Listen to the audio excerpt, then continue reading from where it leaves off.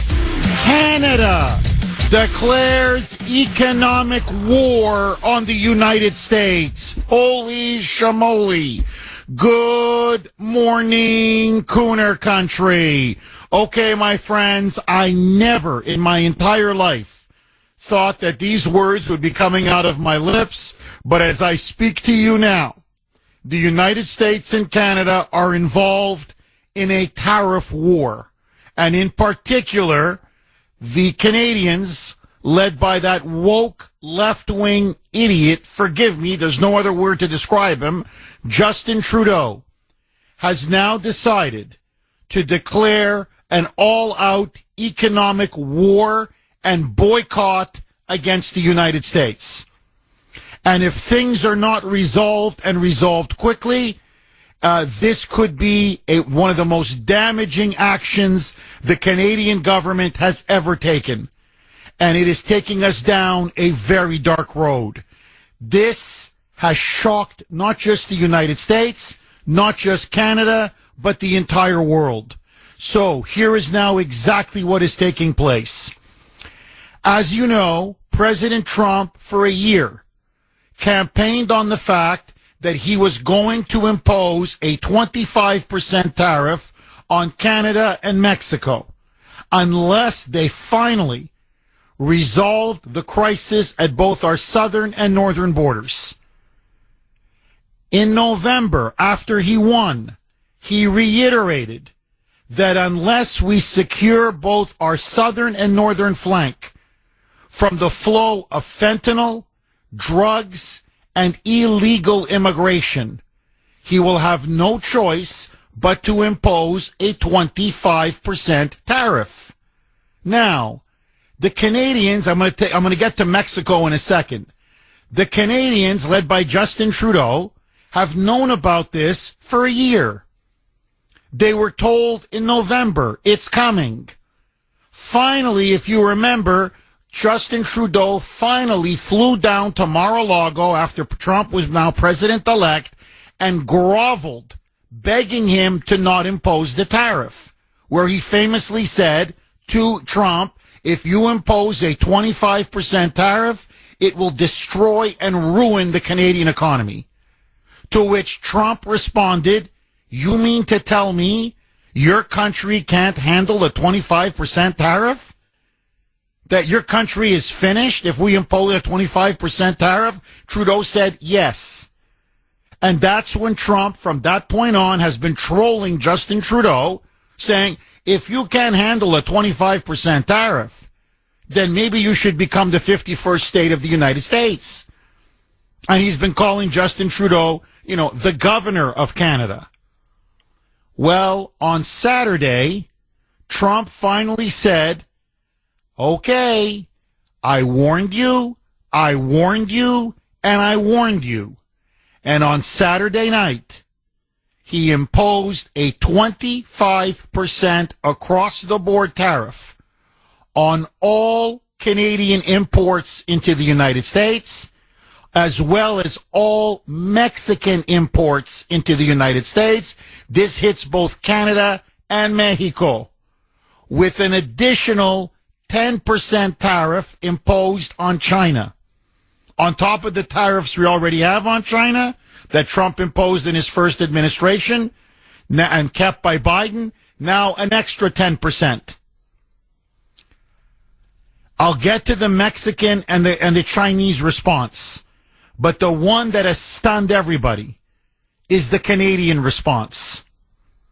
Justin Trudeau held a major press conference in front of the entire international media, in which he declared punishing retaliatory tariffs on $155 billion, that's Canadian money, on goods, $107 billion in American money, across the board.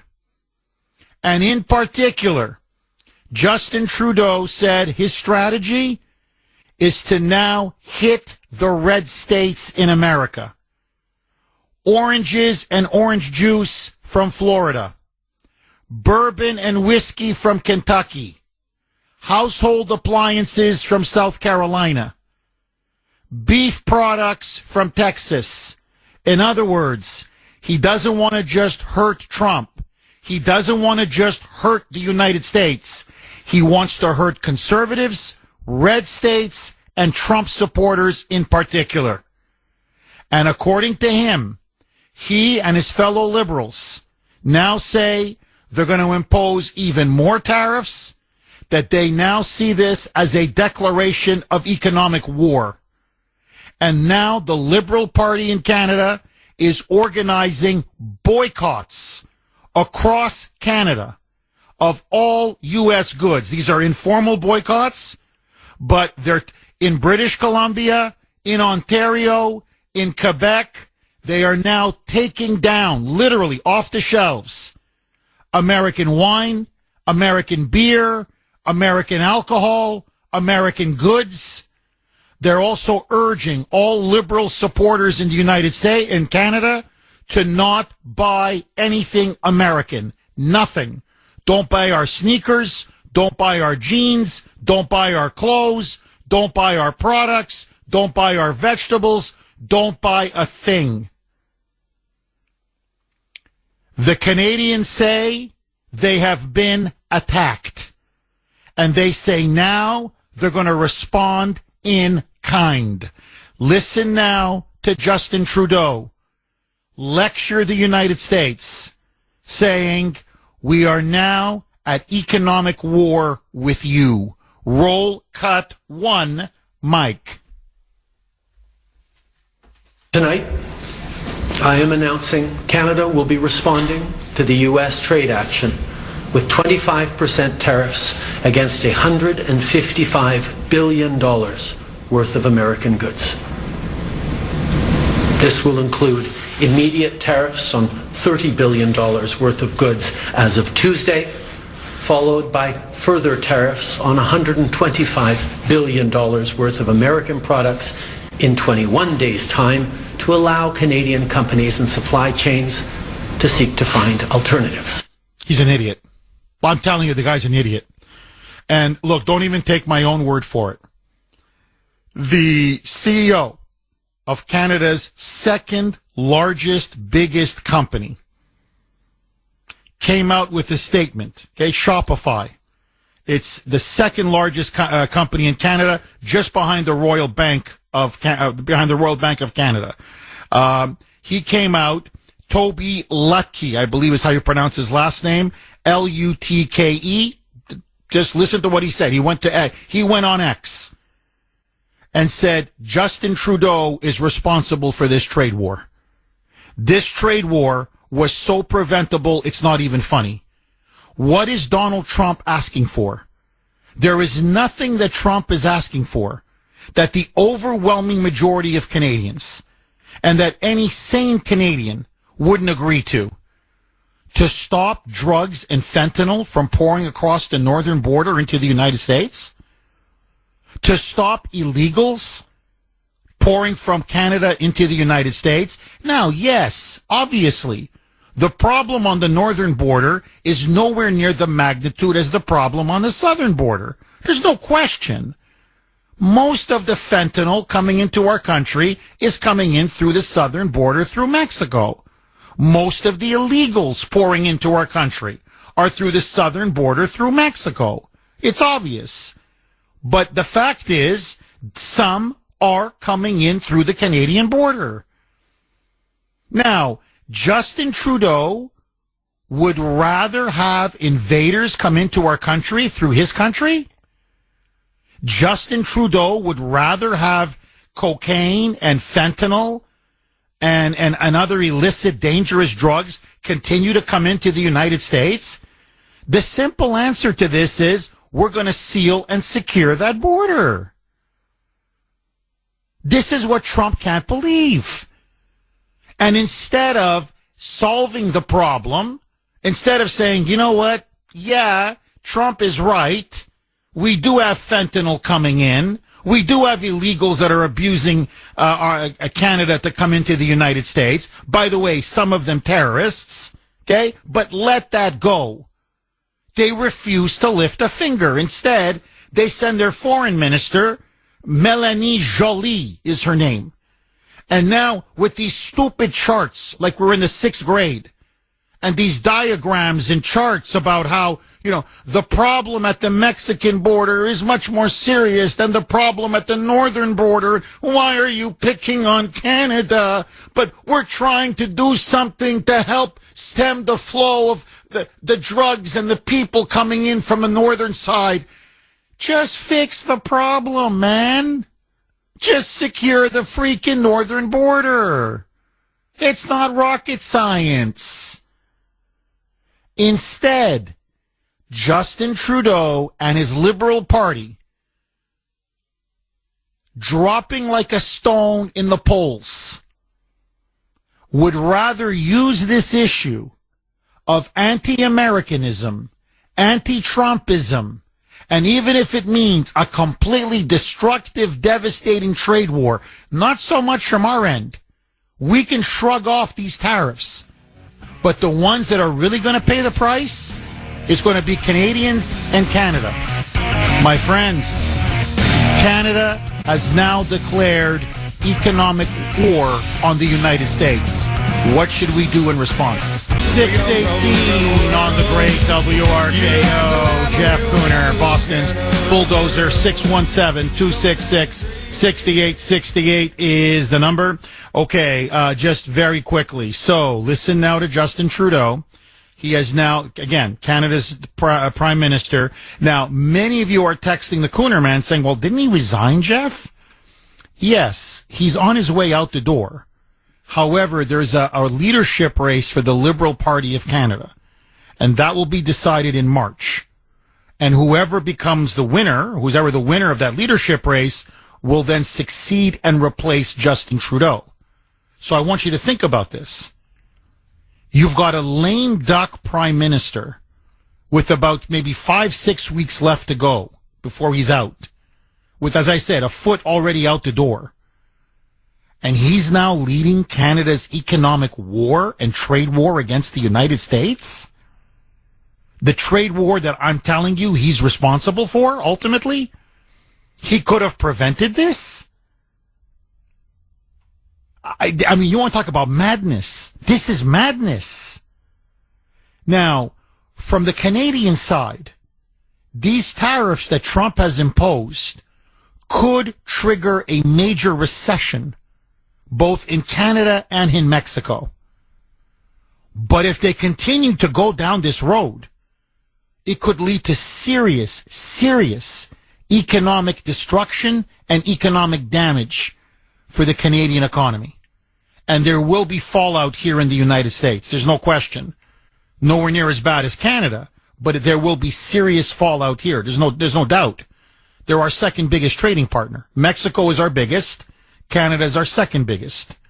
So listen now to Justin Trudeau saying not only are we now responding with a retaliatory 25% tariff against $155 billion worth of American goods, not only are we launching a boycott, we're not going to buy anything American. In fact, we're taking stuff off the shelves. But we're going to hit you where it hurts you the most, especially in red states. Roll cut 1A, Mike. Our response will also be far-reaching and include everyday items such as American beer, wine, and bourbon, fruits and fruit juices, including orange juice, along with vegetables, perfume, clothing, and shoes. It'll include major consumer products like household appliances, furniture, and sports equipment, and materials like lumber and plastics, along with much, much more. Now, again, Jeff, why this obsession with orange juice? You know, like what, Canadians have a thing about orange juice? No. Florida. He wants to hurt Florida. It's a deliberate strategy. It's a big red state. It's a stronghold for Trump. Hurt Florida. Bourbon. Hurt Kentucky. You mentioned them, say, household appliances. Most of them are made in South Carolina. Hurt in other words, hurt red state after red state after red state. So, listen now to Trudeau. He now, in a condescending fashion, all but threatens the United States, lecturing us, saying, you think we're going to pay the price? You're going to pay a price. And you're going to rue the day that you dare impose 25% tariffs on us. Roll cut 2, Mike. I want to speak directly to Americans, our closest friends and neighbors. This is a choice that, yes, will harm Canadians, but beyond that, it will have real consequences for you, the American people. As I have consistently said, tariffs against Canada will put your jobs at risk, potentially shutting down American auto assembly plants and other manufacturing facilities. They will raise costs for you, including food at the grocery stores and gas at the pump. They will impede your access to an affordable supply of vital goods crucial for U.S. security, such as nickel, potash, uranium, steel, and aluminum. I mean, it's an outright threat. That's what he's saying is you're going to have no uranium. You're going to have no steel. We're going to cripple your U.S. military security. We are going to damage you economically. We're going to shut down your auto plants if we can. We're going to do everything possible to lay siege to you, supposedly our best friend and neighbor. All because you don't want to secure your your southern border up in Canada, but because you don't want to secure the northern border? Because what? You don't want to stop the fentanyl from coming in? You don't want to stop the illegals from coming in? What, they mean that much to you? This is unbelievable. This is madness. I'm telling you, this is madness. Now, let me ask you, I want to set the table. What do you make of Trump's decision to impose a 25% tariff across the board on Canada, on Mexico, with an additional 10% tariff on China? Do you agree with President Trump's decision? And what do you make? Mexico is responding just like Canada, but it's the way the Canadians have come out so aggressively that has, I think, shocked not just everyone here in the United States, but frankly around the world. And so my question now to you, we are now essentially at economic war, or to be more accurate, Canada has declared economic war on the United States. What should America do? Trump now says that if Canada goes through with these retaliatory tariffs, and they will, the tariff is going to go up even higher. He said, I'm telling you, if they do this, it's going to go from 25 to 35. And if you keep going, it's going to hit 50. In other words, Trump is saying, I will not be intimidated. I will not be bullied. I will not back down. So this has the potential now to become an all-out economic and trade war with, God forbid, no end in sight. My prediction, I think Canada will eventually fold because, yes, they can hurt us, but we can destroy them. But is this really worth it? Because Canada just won't secure its northern border? They won't secure our northern border, to be more accurate? 617-266-6868 is the number. Okay, it's a tariff war. Who do you blame, and what do you think will happen? 617-266-6868. Trump versus Trudeau. Who do you support? Which side are you on? Barbara in Maryland. You're going to kick us off, Barbara? Oh, Barbara, hang on. I didn't hear the countdown. I'm going to take you first on the other side. All of your calls next. 32 on the great WRKO. Jeff Kuhner, Boston's Bulldozer. 617-266-6868. President Trump now, as he's been saying for a year now, finally said enough is enough. This weekend imposed a 25% across-the-board tariff on all imports, all goods coming in from both Canada and Mexico. and a 10% tariff, an extra 10% tariff on China. Canada's response is to declare economic war on the United States. My advice to Justin Trudeau, don't bring a hockey stick to a gunfight. It's not going to turn out well for you. But that's me, Barbara in Maryland. Thanks for holding, Barbara, and welcome. Good morning, Jeff, and thanks for taking my call. My right pleasure. out the bat, I'd like to say this. America, this United States, has been trading with Canada for zero tariffs, and we have been paying them tariffs all these years. Our tariffs are the retaliatory tariffs. And yes, Justin will lose. He will lose this war. You can't, and what he's saying is just because we want to stop our border, close our border. Well, yes, we want to close our border. We're overrun with illegals and drugs and a lot of other things coming across that border. And he's not doing anything about it. But we haven't been charging them tariffs. I didn't know that. I did not know that. So he needs to shut the front door and take it. That's it. Because Trump is going to do it. And the thing that really upsets me about us conservatives, as soon as the fake news starts sounding the alarm, which they will be doing for the next 4 years, people get used to it. Donald Trump knows what he's doing. We voted him in because we thought we knew what he was doing. So let him do his job. Let him get it done. Give him his cabinet and let him roll and not criticize him all the way. Let the fake news do it. We love him. I agree. No, Barbara, I agree. Look, I think these tariffs are long overdue. As I said on X last night, you're completely right. Canada has been taking advantage, other countries, but I'm just focusing on Canada now. Canada has been taking advantage of us now for many, many years. And I'm going to get to this later. People are not going to believe the kind of tariffs that Canada has been imposing on us for years.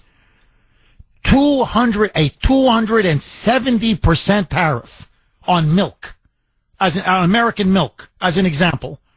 250% on American butter, 241% on American cheese. I could go on and on. So let me get this straight. Canada can impose these massive tariffs to protect their dairy industry, or to protect their beef industry, or to protect their lumber industry. But Trump turns around and says, no, this arrangement is not working out like it used to. I'm not happy with this.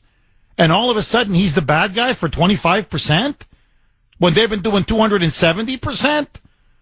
So all the trade surpluses that Canada's had over the years, and Barbara, as I pointed out on X, we subsidize Canada's entire military. Canada's in NATO. They never meet their minimum NATO requirement, 3% GDP that you got to spend on your military. So we protect Canada, we defend Canada, we subsidize Canada. Hey, I'm sorry. Friendship is a two-way street. They keep abusing us and taking advantage of us, and finally now they're crying when we say enough is enough. We're not going to be taken advantage of anymore. Final word to you, Barbara. Agree, disagree? Better. Thank you. Thank you, That Barbara. is the message. That is the message. And thank you, because they have been taking advantage of us, and it's time for all of that to end. And not only taking advantage of us, but allowing illegals and drugs. And also meth labs are right across that border. Lots of them in Canada, because there's so much wilderness there. So clean it up, Justin. That's all I got to say. Amen. Thank you. Amen. Amen. Let me ask all of you. Look, you know where I stand on this issue. I'm with Trump on this all the way. Okay? All the way. But just to play devil's advocate, I want to ask all of you. This is the Canadian argument. And it's not just the government, the left-wing government. Many Canadians are making this argument that so much of our illegal immigration comes through Mexico. Much less, they say 1% comes in through Canada. that most of the fentanyl and the drugs comes in through Mexico. They go about 1%, if less, comes in through Canada. So their argument is, we understand you want to go after Mexico. We understand why you want to go after China, because China, for example, makes the fentanyl that is then shipped to the Mexican drug cartels, who then send it right up the southern border. But they're like, look, it's infinitesimally much smaller what's coming in from the northern border than what's coming in from the southern border. So why are you hitting us as hard as the Mexicans and the Chinese? This is their argument. What say you? I'm just curious. 617-266-6868. Dane in South Dakota. Thanks for holding, Dane, and welcome. Good morning, Jeff. Yes, listen, Justin Trudeau, which he is, should really take the... Dane, can you hold on 1 second? Something just happened with your phone, and literally you sound like like a kidnapper where they use those voice machines to to sound like, Justin Trudeau. So let me see if we can reconnect. Dane, do we have a better connection? Can you hear me now? Yes, much better. You sound like a normal human being. Go ahead, Dane. You got the NSA always listening on us. So, but anyway, listen, Justin Trudeau, a real Trudeau, in a sense. The pacifier that they took out of his mouth, they call them binkies, I think. Yes. Here's the thing. Really, what should happen? You want to go to war? Okay, I think I'm 100% with President Trump. First of all, let's put not only a tariff on the goods coming in from Canada. Let's put a tourist tariff. Every person traveling to Canada, a tariff. Every person coming out. Really put the screws to him, because he deserves it. This guy he doesn't even know what he's doing. He's so incompetent. It's just disgusting. And also, the truckers. The truckers are with America. The freedom truckers who started in Canada, they should come alive again, along with the truckers here. I went all the way across the country with the truckers when they went all the way across the country to D.C. And I saw what they did to us in D.C. They need to band together and show in solidarity and say, listen, we're not shipping anything in there, and we're not shipping anything out. He has to really play some chess here and put the screws to Justin Trudeau. This is disgusting. Well, we've been to this Canadian people. The Canadian people are good people, and I don't think the majority of them, just like in California, there's really more. But see, they use the same voting machines, the corrupt voting systems, and this is what happens. You end up getting people in like him through illegal voting and voting illegal machines. And this is what happens. So I think we need to correct it there. Well, Dane, look, you're right on every point. Every single point. Look, the majority of Canadians can't stand him. That's why he was forced out of office, or he's going to be. He's basically, politically dead man walking. So they hate him. The majority of Canadians don't want this economic trade war. They love Americans. They love America. They consider us to be their neighbors, their best friends, almost family, frankly. So they don't want this. No, these are the radical leftists in Trudeau's government. And remember, Trudeau is a globalist, just like Biden was a globalist. And he's a member, Justin Trudeau is a member of the World Economic Forum. So this is Klaus Schwab, this is the New World Order, and this is George Soros. And what they're telling him, just like they told Biden, burn it all down. You're halfway, you've got 1 foot out the door like Biden. Look at the damage. I know he did tremendous damage in his 4 years, but the last couple months of his administration, look at the damage and the havoc he inflicted. That's what Justin Trudeau is now doing. Basically just burn it all, scorched earth. Just, you know what? If I'm going to leave, burn it all down.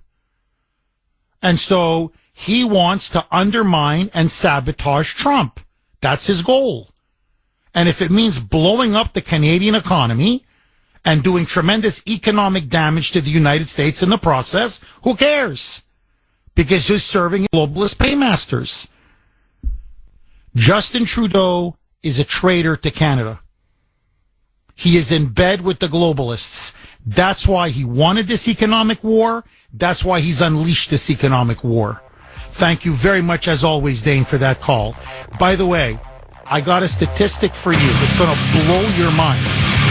How insane this trade war is. You're not going to believe it. Next. 649 on the great WRKO. Jeff Kuhner, Boston's Bulldozer. 617-266-6868 is the number. Okay, just very, very quick. So that this is how bad this could end up for Canada. In some ways for the United States, but especially for Canada, if they continue now expanding and intensifying this economic trade war that to me clearly was launched by Justin Trudeau. The Canadian media is feverishly trying to blame Trump. And they've now turned him into the second coming of Adolf Hitler. The propaganda that's coming now from the Canadian media is beyond disgusting. You've got now fans, hockey fans, in Ottawa, in Calgary, in Montreal, in Toronto, booing the American national anthem. The Toronto Raptors, the basketball team, NBA team, there was a game, and the fans booing the American national anthem. And this is about hating Trump. This is about blaming Trump. This is all about trying to mask that pathetic government's failures and disastrous mismanagement, and trying now to pin it on Trump. It is so bad for the Canadians if this tariff war continues. Nearly half, listen now to this, nearly half of all Canadian businesses now say that they will relocate their investment or their production to America if this trade war continues for several more months. Basically, the Canadian economy is going to implode. It's going to be an economic disaster. And instead of saying, holy mackerel, let's pull back from the brink, guys, it doesn't cost us that much. Let's secure our border with the United States. Let's make sure illegals don't cross into the United States, especially in places like Vermont and Maine and upstate New York, which is where a lot of them are coming in. And let's cut off that fentanyl trade cold. Absolutely cold. No. Justin Trudeau refuses to do anything. Now remember, this fentanyl is coming in from communist China. Trudeau is in bed with the communist Chinese. Is this the reason why he won't allow them to come in? Sorry, he keeps allowing the fentanyl to come in, and he won't secure that border because the Chinese have told him not to? Whatever the reason is, these Canadians, Canadian leaders up there, are going absolutely apoplectic, and they have no one to blame but themselves. And if they don't watch it, they're going to see half of their industries, half of their businesses, half of their major employers just pick up and leave.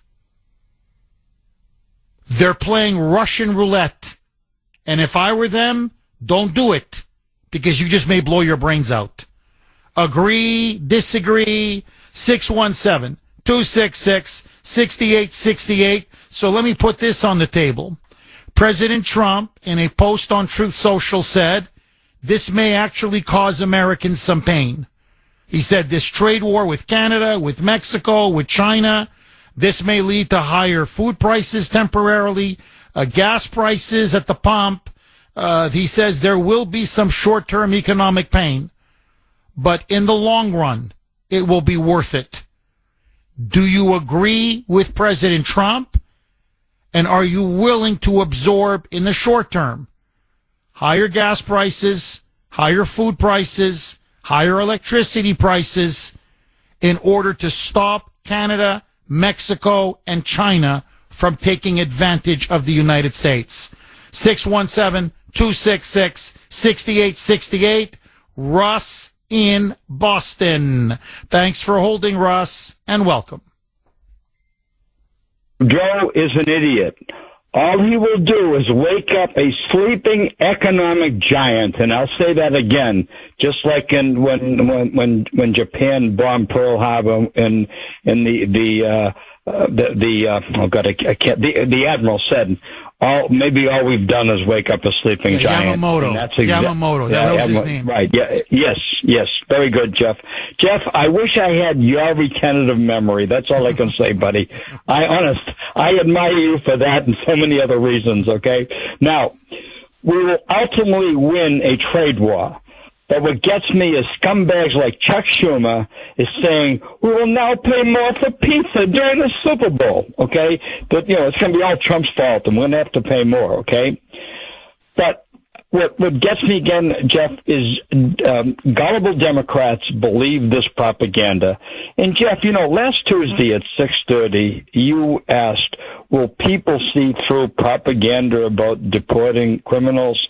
Believe me, they cannot see through propaganda. And I must say this with all sincerity. I have liberal relatives, liberal friends, and liberal acquaintances. And if I thought for 1 minute that I could change their minds, then I would need a psychiatrist. Russ, I want to ask you, because obviously you're a very intelligent, long-time observer of the political scene. Canadians are angry. Many of them are furious. I don't just mean the government. For example, my wonderful sister-in-law, she's a wonderful woman, don't get me wrong.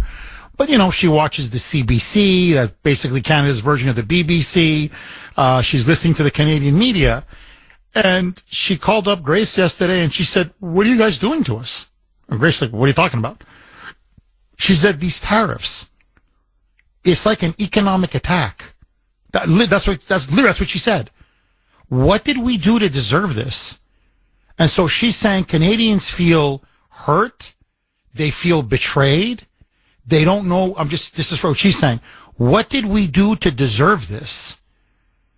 And so there's so much anger and fury that's now being fomented by the media. What do you say to the argument, Russ, that Canadians say we've been your best friends, your closest allies, we go back 150 years together. We should not be treated like Mexico and China. That this is, in their words, a punch in the face. What say you? Jeff, I don't care whether half a ton is coming in or 100 tons of fentanyl from the Canadian border. It has to be stopped. Period. Okay, so please don't tell me that we're not shipping as much as Mexico. That's a lame argument.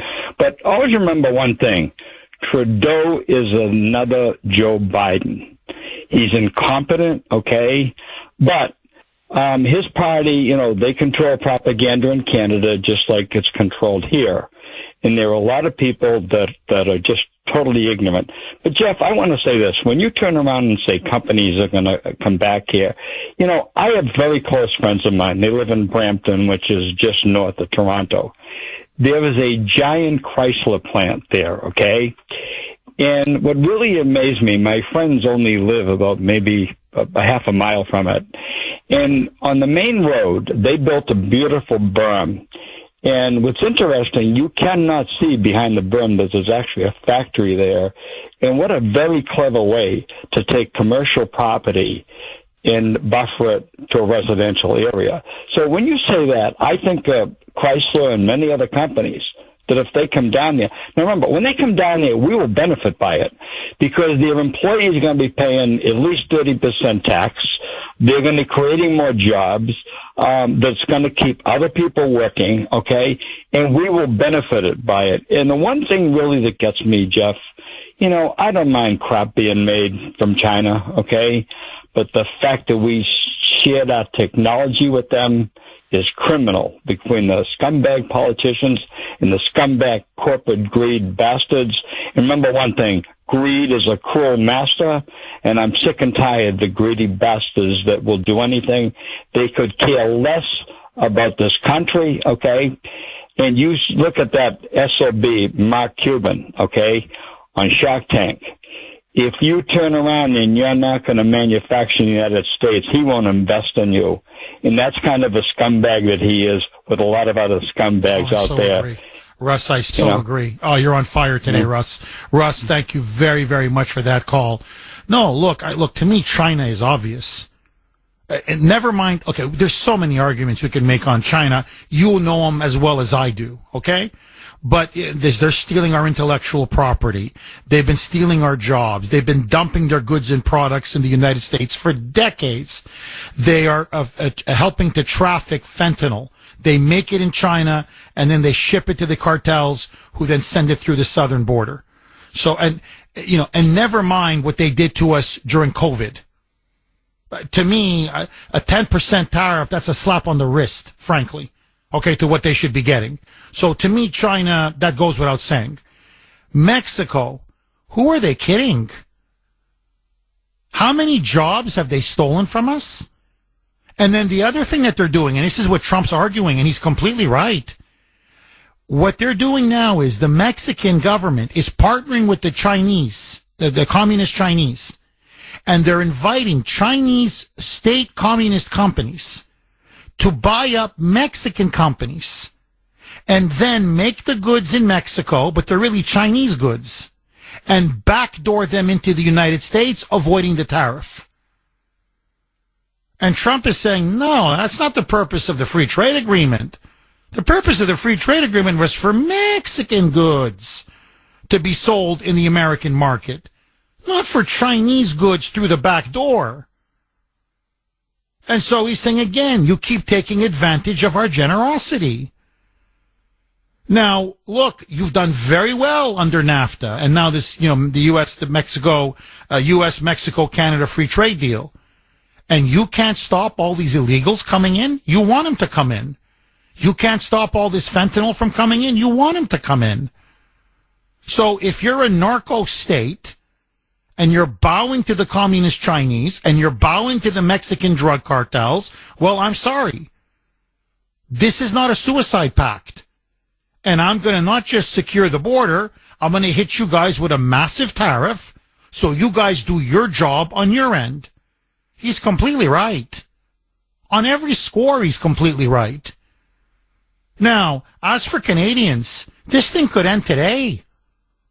Really, this doesn't have to cost you a penny. The tariff just started Saturday night. All you got to do is have Justin Trudeau say, you know what?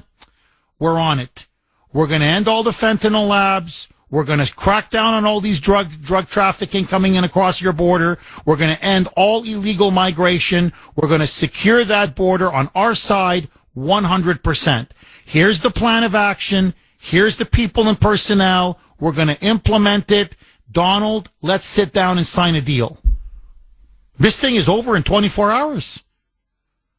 Instead, these idiots are going on. I'm not kidding. He wants us to be the 51st state. The media up there is inflaming Canadians so much, they honestly think we're poised to invade them. I swear to you. You should see the emails I'm getting from Canadians. You Trump bastards. You MAGA Nazis. We'll fight, I swear, we'll fight you in the streets. We'll fight you. And I'm like, you think we care enough to send the U.S. Marines to invade Canada? Are you guys all on drugs up there? Like, relax. Okay, relax.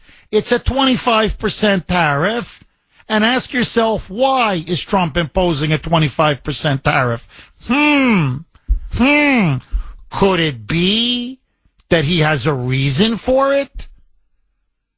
The way they're selling it up there is that this was a unilateral attack, economic attack by Trump for no reason, just that he's a bully. That's what Trudeau is peddling. That's what his government is peddling. And that's what the media is parroting. Evil Trump, he just attacked us because he could. That's it. He wants us under his thumb. I'm like, oh my God, are you people stupid? Seriously, would it kill you to read a newspaper? Would it kill you to just go on the internet for 5 seconds and read a statement from the White House? In fact, here, listen now to President Trump. So, this is him at Andrews Air Force Base. Now that Canada has issued or imposed these retaliatory sweeping tariffs, basically economic war, will you retaliate and increase your tariffs from 25 to, 35, 40%? Listen to Trump's response. Roll cut 4, Mike.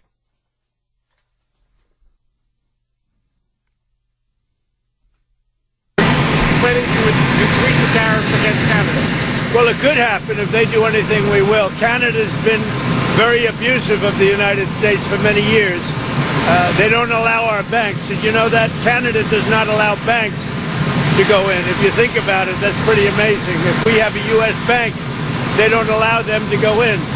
Canada's been very tough on oil, on energy. They don't allow our farm products in, essentially. They don't allow a lot of things in, and we allow everything to come in. It's been a one-way street. He's completely right.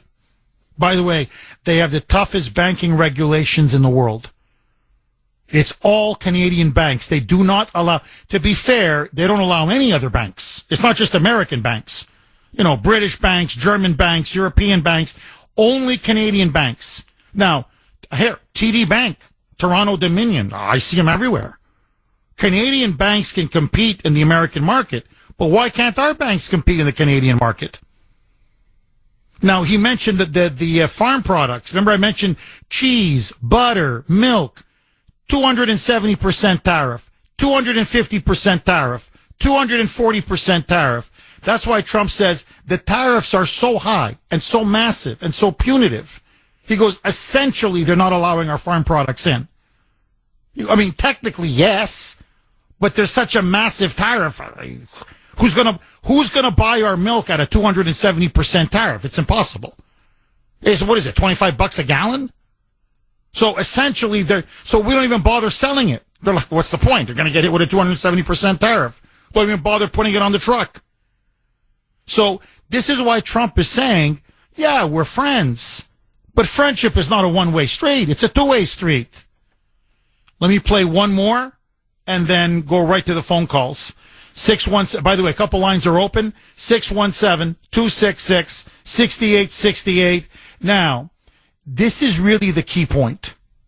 If you look at all the trade surpluses that Canada's had with us, if you look at how we subsidize their military, if you look at how economically we allow them to constantly take advantage of us for decades, we subsidize Canada roughly to the tune of $200 to $250 billion a year. And Trump's saying it's time to end the Canadian gravy train. This maple leaf gravy train has got to come to an end. So, yes, we want free trade, but we want fair trade. And we want to see a relationship now that's based on equality, fairness, and frankly, mutual respect. In other words, this old mafia syndicate that Canada and Mexico have been running, where they keep squeezing us and taking advantage of us, those days are over. We want a new arrangement, one that benefits us and Canada and Mexico. Roll cut 4A, Mike. We subsidize Canada by the tune of about $200 billion a year.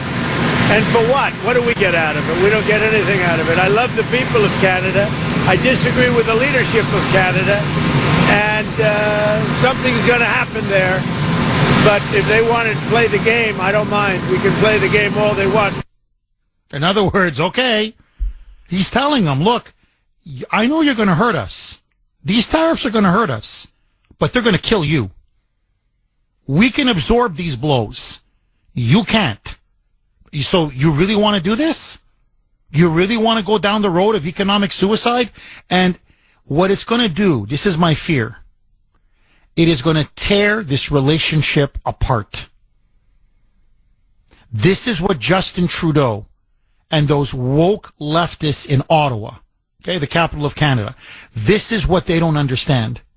They're using it for domestic purposes to inflame anti-American sentiment, thinking it's going to help them in the election. But I'm telling you, this could do irreparable damage. And the Canadian left and the Trudeau regime is playing with fire. 617-266-6868. Agree, disagree. Vince in South Boston. Thanks for holding, Vince, and welcome. Oh, I want to report something to you that's very important regarding the China and the fentanyl situation. I've known many people that friends and family have died of fentanyl.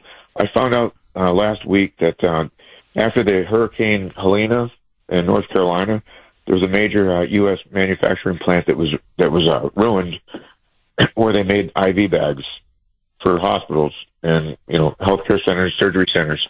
I did more research on it, and I found out.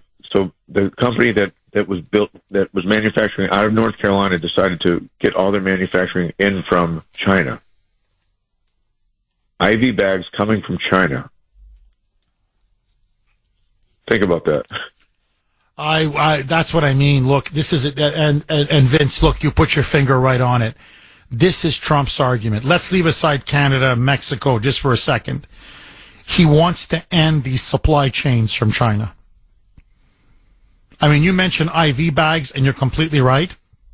We get medicines from China, aspirin from China, Tylenol from China. We're crazy. Like, really, we're crazy. Like, why? A, the product is garbage, and B, as you put it, you can't trust it. And Trump is saying, no, bring it back home. If you're not going to bring it back home, at least bring it to a country that's, friendly to the United States and that's safe and shares our values and is an ally. But honestly, bring it back home. We can do it here. We don't need to outsource it. 720 on the great WRKO. Jeff Kuhner, Boston's Bulldozer. 617-266-6868 is the number. Okay, I want to read this. By the way, you can text us 70470. I want to read a text from someone. I know this person very well, very dear friend of mine, who often goes to Canada. He's there quite a bit of the time, knows a lot of Canadians, has a lot of Canadian friends. Here's what he texted me about, maybe 20 minutes ago. Jeff, what the media is not telling you is that Justin Trudeau won't even meet with members of Trump's team to talk about a solution. He is just manipulating Canada's state-subsidized media into a frenzy. No talk with Trump. All talk out of his, all talk out of his rear end. He then goes on to say, I have dear friends who have lost their minds over this in Canada, but others, Jeff, who actually know what's what, and they support Trump. The low information crowd, however, is acting as we would expect. So this is Trump's point. He goes, you knew about this a year ago. I campaigned on this. Then when I won, I told you in November, it's coming. Then you met me in Mar-a-Lago, and I told you it's coming. Yet you won't do a damn thing. And now you're declaring economic war on us? He's using it for political purposes to try to inflame the Canadian public in order to save the Liberal Party's political fortunes when they have elections later this year. And I'm telling you, it's not going to work. This is going to crater the Canadian economy if we continue with this trade war. And it's going to hurt the American economy, at least in the short term. So Trudeau is doing exactly what his globalist paymasters want him to do. Burn it all down on his way out the door. 617-266-6868. So let me ask you, Canada now has issued massive retaliatory tariffs on American goods and products, and they say there's going to be even more coming. They say they're going to do whatever they can to shut down our auto plants, to even cut off the supplies of uranium, aluminum, steel that we need for our national security. Canada has now declared economic war on the United States, and even now there is a boycott of all American goods and products. They're taking down our wine, our beer, our shoes, they're just taking them off the shelves. It is in British Columbia, Ontario, Quebec. They will not sell American goods and products. This is now an all-out economic war. Should we declare economic war on Canada? Is it time to break the Trudeau regime? 617-266-6868 is the number. Do you support Trump's tariffs? Yes or no? Mark in Medford. Thanks for holding, Mark, and welcome. Good morning, Jeff. Excuse me, I'm a little bit under the weather today. But I was going to say, Mark, you don't sound the best, my friend. You do sound like you're sick. Yeah, I think I'm getting the flu. But it is what it is. So, yes, I do support President Trump's tariffs on Canada. I mean, Jeff, how long has Canada been mooching off the United States? I mean, Trump did what needed to be done and what should have been done many years ago. And I don't understand for the life of me how some of these Canadian citizens can trust Justin Trudeau, especially after what he did to them during COVID, arresting truckers, arresting for blocking just things going on during COVID. You expect people to believe you? I mean, this is what happens, Jeff, when you go woke. You do go broke. And by him not being able to sell, I'm not wanting to sell any American products in Canada, that's just hurting Canada too. I mean, for the love of Christ, Jeff, I mean, how long a country is going to keep taking advantage of us until somebody like Donald Trump steps forward and says, enough is enough? Mark, I agree with you 1,000%. Let me ask you, what do you make of the fact that the New York Times is siding with China, Mexico, and Canada? The Wall Street Journal editorial page siding with China, Mexico, Canada. Chuck Schumer, the Democrats, liberals, in this trade battle are siding with China, Mexico, and Canada. They're openly rooting for them to win this trade war. And they're saying that Canada is not the aggressor, or Mexico or China, but that Trump is the aggressor in this tariff war. What say you? And you just mentioned have been against any of Trump's policies from day one, any of Republican conservative policies from day one. So do you expect anything different from these people now? They're never going to change, Jeff. And as far as the New York Times goes, listen, I have toilet paper. I'd probably replace toilet paper with the New York Times and the Wall Street Journal. Mark, you may be having the flu, but my friend, you're still in fine form. Let me tell you. Mark, thank you very much for that call, and please get well soon, buddy. 617-266-6868 is the number. All right. Trade war between Canada and the United States. Trump versus Trudeau. Who do you side with? 732 on the great WRKO. Jeff Kuhner, Boston's Bulldozer. 617-266-6868 is the number. Okay, I want to ask you, it is the Kuhner Country poll question of the day, du jour, as the French would say. sponsored by Mario's. Mario's Quality Roofing, Siding, and Windows. And this is the question, I'm telling you, that's going to have the heads of Canadian liberals exploding. They're going to go berserk once they find out we've posted this. In fact, we have posted this question up, and this destroys their entire narrative. Here it is. Do you think Canada has been taking advantage of the United States? Has Canada, really for decades now, but let's just keep it simple, has Canada been taking economic advantage of the United States? A, yes. B, no. You know where I stand. Not just Canada, Mexico, China, frankly, the European Union. We're going to get, that's another topic. Trump is now saying there's going to be tariffs on the EU goods. The EU now is threatening retaliatory tariffs. But let's leave the EU out of it. Do you think Canada has been taking advantage, economic advantage of the United States? A, yes. B, no. I'm a yes, A, all the way. I think you have to be blind not to see it. But that's me. I want to hear from you. You can vote on our webpage, wrko.com/Kuhner, wrko.com/Kuhner, Kuhn as in national ER.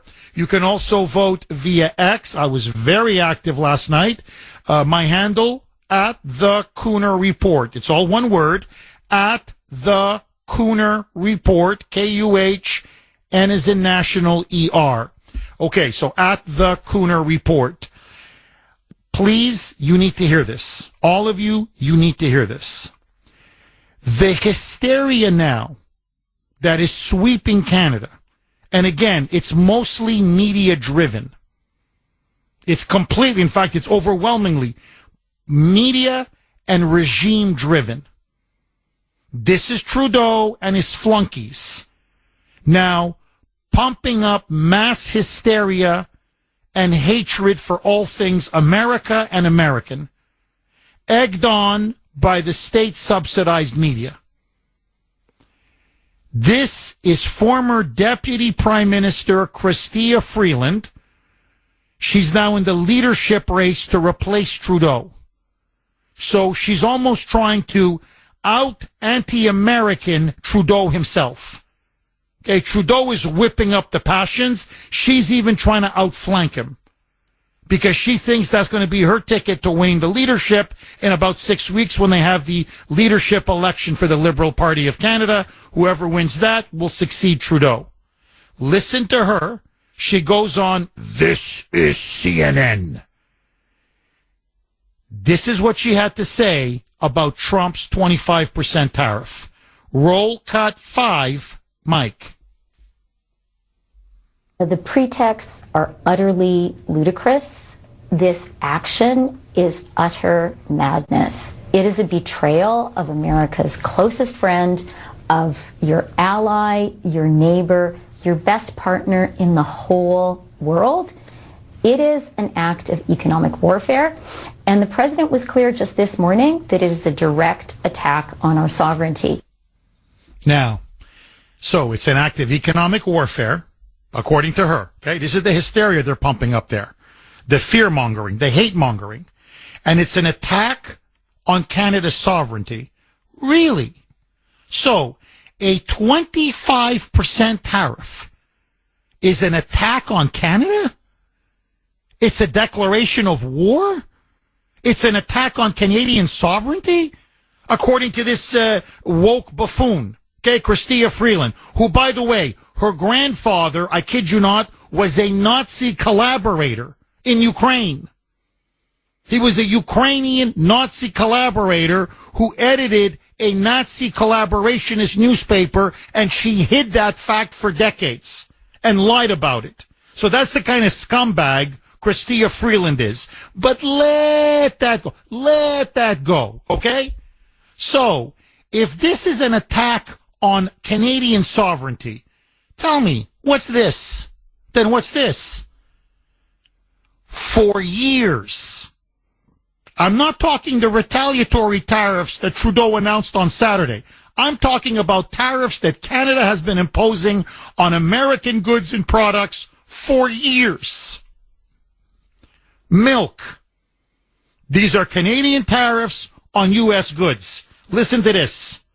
Milk, 270%, blank U. Butter, on American butter, Canadian tariffs, 298%. Cheese, 245%.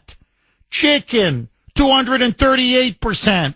Sausages, 70%. Barley seed, 58%. Meat, 26.5%. Cars. Don't we have a free trade deal? Huh?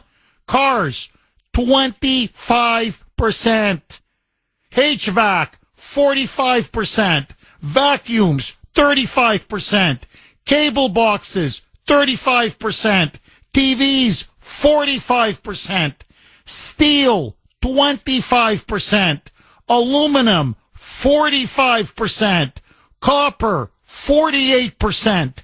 And I could go on and on and on. So, if 25% is an attack on Canada and is a declaration of economic warfare, what the hell is 270, 298, 245%? What the hell is this? Nuclear war? By their standard, no, I'm serious, by the way they're reacting, we should be nuking them by now. The kind of hysteria they're fomenting up there over a 25% tariff. After the way they've abused us and mistreated us and taken advantage of us. Now, let me just say one other thing, because this needs to be said. This isn't free trade. All of these tariffs I just listed to you that Canada has imposed, this is not free trade. This is highway robbery. Trump is saying, hey, look, I don't mind free trade, but it's got to be fair trade. Both sides. Now he's the bad guy? This is my response to Trudeau and Chrystia Freeland. Blank off. Seriously, blank off. Friends don't treat each other like this. Neighbors don't treat each other like this. Allies don't treat each other like this. You guys have been ripping us off for decades. Highway robbery. And now you claim all innocent and the victim? When Trump says, no, this is going to stop. Nah, enough. Nah, we're going to rebalance this trade relationship. Nah, it's not all going to be a one-way street. Nah, it's going to be two ways. Friendship is a two-way street. 617-266-6868 is the number. What I just read to you, okay? What I just read to you, those tariffs, no Canadian knows about. Most Americans don't, obviously. But all these Canadians that are getting all hot and bothered have no clue what their government has been imposing in terms of tariffs and duties on American products for years. And by the way, as my friend in my Canadian, or who lives in Canada, is an American but spends a lot of time in Canada, Jeff, Chrystia Freeland's grandfather was a member of the Waffen-SS. My God. No kidding. Yeah, and she's lecturing us? Ay, ay, ay. Okay, very quickly. 603, Jeff, you have it right. Trudeau is a double-stringed puppet, dangled by both China and the World Economic Forum. Justin Trudeau's mission is to sow chaos and divide Canadians, not only among themselves, but among Americans. And all of this softens Canada up for even more Chinese infiltration and control. Follow the money. China and the World Economic Forum have been lining Justin Trudeau and his family's pockets for years, just like Joe Biden. And by the way, we give Canada foreign aid. Seriously. And we subsidize their entire military, their security. Enough is enough. The left is freaking out over this tariff war now between the United States, Canada, Mexico, and China. And yep, the Dems and the Libs, as always, are siding with our enemies. China in particular, but they're also siding with Mexico and Canada. Obviously, they're not our enemies, or at least certainly Canada isn't our enemy. But it doesn't matter. They are now rooting for those countries to defeat Trump in this trade war. 617-266-6868. 750 on the great WRKO. Jeff Kuhner, liberalism's worst nightmare. So let me ask you, Trudeau now says he is declaring economic war on not just Trump and the United States, but on all U.S. goods, products, and imports. Massive retaliatory tariffs. And as I speak to you now, there is a huge boycott underway in Canada. Canadians say they're not going to buy any American products, and they're starting to take some of them literally off the shelves. What say you? Should we now escalate the tariffs? Should we respond in kind? What needs to be done? And in this war between Trump and Trudeau, who do you side with? 617-266-6868. Lines are jammed. Victor in Maryland. Thanks for holding, Victor, and welcome. Good morning, America's talk show host. I am feeling a heck of a lot better today. Well, you sound a lot better, Victor. I want to bring up a point, and then I have a question. Here's my point. I know more about Canada than the average American because my hobby is DXing. I like to pick up distant stations, so I would pick up the Canadian stations at night. I got lucky and got through to the Rush Limbaugh of Canada, Lowell Green, and this was right smack dab in the middle of the Quebec separation problem. He asked me, he says, Victor, as an American, do you think Canadians are stupid? And I said to Lowell, sir, it's hard to answer that question because how many of the left up in Canada are former Americans, the draft dodgers, etc.? He says, you made an excellent point. Now, here is my question. Where is Pierre, the guy who ate the apple while chastising the media? We don't hear a word about him. And do you think Trump will go up to Canada and help him with his campaign? Well, I think he should. You're talking about Pierre Poilievre. Everybody in America should know his name. He is the leader of the opposition of the Conservatives. He is poised to become the next prime minister. Yeah, the polls have him leading, it depends, either 20 or 30 percentage points. So it looks like he will win the election sometime October, November, whenever it's held. Well, the thing about Pierre Poilievre is he's basically siding with Trudeau on this issue. He's now, because he's worried about this anti-Americanism that they've now sparked and ignited. And so he's saying, no, we have to retaliate. We will retaliate. Now, where Poilievre is a bit smarter is he does say, but we have to sit down with Trump and find a solution and negotiate an end to this. In other words, Poilievre, to give him his due, will crack down on the border. He will end the fentanyl smuggling. He will stop the illegals from coming in, especially into, as I said, Maine, Vermont, upstate New York, where a lot of them are now coming in. So I think Poilievre is a man that Trump can do business with. But right now, I wish I could say he's being principled and turn around and say, no, Trudeau is to blame for this, not Trump. He's not doing that. But anyway, look, he's infinitely better than Justin Trudeau or whoever succeeds him. And if we get new leadership in Canada, this will be a radically different relationship. But I think, Victor, this to me is the larger point, and you tell me if you agree or disagree. The days of Canada freeloading off the United States are over. The days of Mexico freeloading off the United States are over. The days of China taking advantage, frankly, to me, and I'm choosing my words carefully, Victor, economically and militarily raping the United States are over. And the European Union is the same thing. There's a big trade war now that's going to loom between us and the EU because they've been doing the same to us like Canada and Mexico. And so I think the days of Uncle Sucker are over. The days of Uncle Sam is back. What say you? Final word to you, Victor. Here is my thought.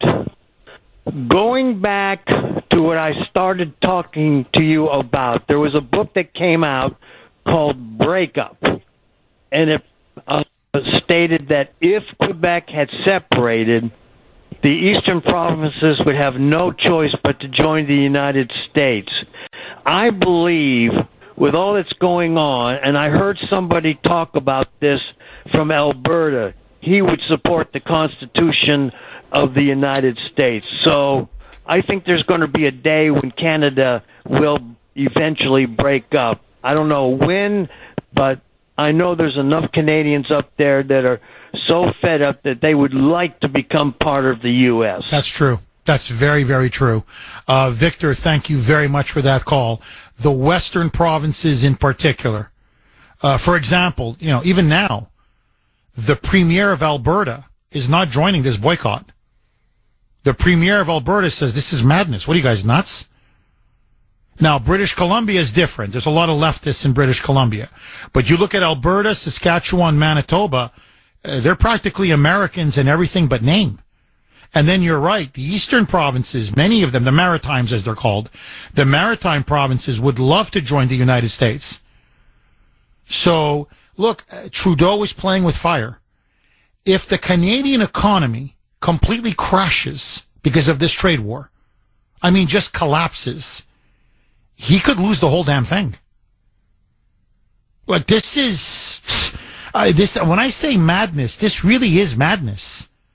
So we'll see. I don't know what to say. We'll see. 617-266-6868. And look, let me just say one other thing, because this also needs to be said. And they're not even hiding it anymore. Please don't trust me. Don't take my word for it. Headline in the New York Times, front page headline, Trump's tariffs on Canada and Mexico reverse 20 years of North American integration. Wall Street Journal, same thing. This rolls back or begins to roll back 20 years of full economic, political integration between Canada, the United States, and Mexico. And so, as I pointed out on X, if you really want to know why, the real reason, the ultimate reason why Justin Trudeau is going apoplectic, Chrystia Freeland is going apoplectic, this is CNN, is going apoplectic, or the New York Times, or the Wall Street Journal, or the Democratic Party, or Lindsey Graham, and all these other globalists up on Capitol Hill. It's because these tariffs by Trump on Canada, Mexico, and China, but especially Canada and Mexico, delivers a massive blow, a body blow, to their ultimate goal. The globalists' ultimate goal, a North American common market. The purpose of NAFTA was to eventually create a North American version of the European Union. That George H.W. Bush was naked, explicit about it. No borders between Canada and the U.S. No borders between the United States and Mexico. And eventually a common currency. And when you then have a common currency, eventually full political integration. Basically a North American superstate. As I said, modeled on the European Union. So what Trump is now doing by imposing these tariffs is he is now undermining the New World Order. This is a body blow to the New World Order. This is a body blow to the dreams and aspirations of the globalists. He is reversing 20 years of globalism with these tariffs, reasserting American sovereignty and American rights and American interests. That's why Trudeau's losing his mind. Because what they're essentially telling us to our face is, you don't have the right to defend American dairy producers. You don't have the right to defend American farmers. You don't have the right to defend American auto manufacturers. No. You're part of a larger bloc now, like the EU. No. Hey. No. You have to, hey. Doesn't matter if you keep hemorrhaging jobs and manufacturing. It doesn't matter that you keep getting taken advantage of. You're part of something bigger. You don't control your sovereignty anymore. You don't control your country anymore. And so they've wanted a North American common market to become similar to the European Union. And Trump is saying, no way, Jose. Absolutely not. America for Americans. And I will put America first. And that's why now they are all freaking out. 617-266-6868. And now, as Paul Harvey used to say, you know the rest of the story. Steve in Norton. Thanks for holding, Steve, and welcome. Good morning, Kuhner man. Hi, Steve. Hey, how are you? I'm reading from the Canadian Department of Defense, Finance. They state in their statement here, this was Saturday, that less than 1% of the fentanyl and illegal crossings into the United States come from Canada. What do you say about that? Well, that's what they claim. I mean, just because they claim it doesn't mean it's true, you know, but let's just take it at face value. So 1% is 1% too much. Like, we lose 100,000 Americans every year due to fentanyl. So what? We're supposed to say no to thousands of Americans dying because of fentanyl coming in across the Canadian border? If thousands of Canadians were dying because drugs were coming in from the American border into Canada, they'd be raising holy hell. If terrorists were coming in, and we've caught terrorists coming in from the Canadian border, coming in right through New York, we caught them red-handed, ISIS. If terrorists were coming in from the United States into Canada, they wouldn't be saying, oh, but there are more terrorists coming in from Russia or from the European Union or from the Middle East. They wouldn't say that. They'd say, guys, clean up your act on the other side. So this idea of it's only 1%, A, it's not true. The number is much higher than that. But let's just take it at face value. So if it's so low, here's the counter argument. If it's so low, then secure your border. What's the problem? I mean, Justin Trudeau refuses to lift a finger. Okay, so if it's just a couple of fentanyl traffickers here and fentanyl traffickers there, get your RCMP. We're doing raids. You do raids. Crack down. Clean out the fentanyl traffickers. And crack down on the illegal migrants. If there is as few as you say they are, there should be no problem then. It should be a mopping up operation. So do it. It takes you 1 week. And the tariffs are off. But notice, Steve, he doesn't say that. He doesn't. So you have to ask yourself the question, why won't he secure the border? Why won't he crack down on fentanyl? Why won't he crack down on illegals? But he's willing now to launch massive retaliatory tariffs on $155 billion worth of American goods and lead a boycott? An all-out boycott of every U.S. product? And then he says, we're going to go more. We're going to hit your uranium. We're going to hit potash, aluminum, steel. So you guys won't have enough for your military or national security? So you're willing to go to economic war Because you don't want to clean up a few fentanyl dealers and a few illegals, according to you, because the number is so small?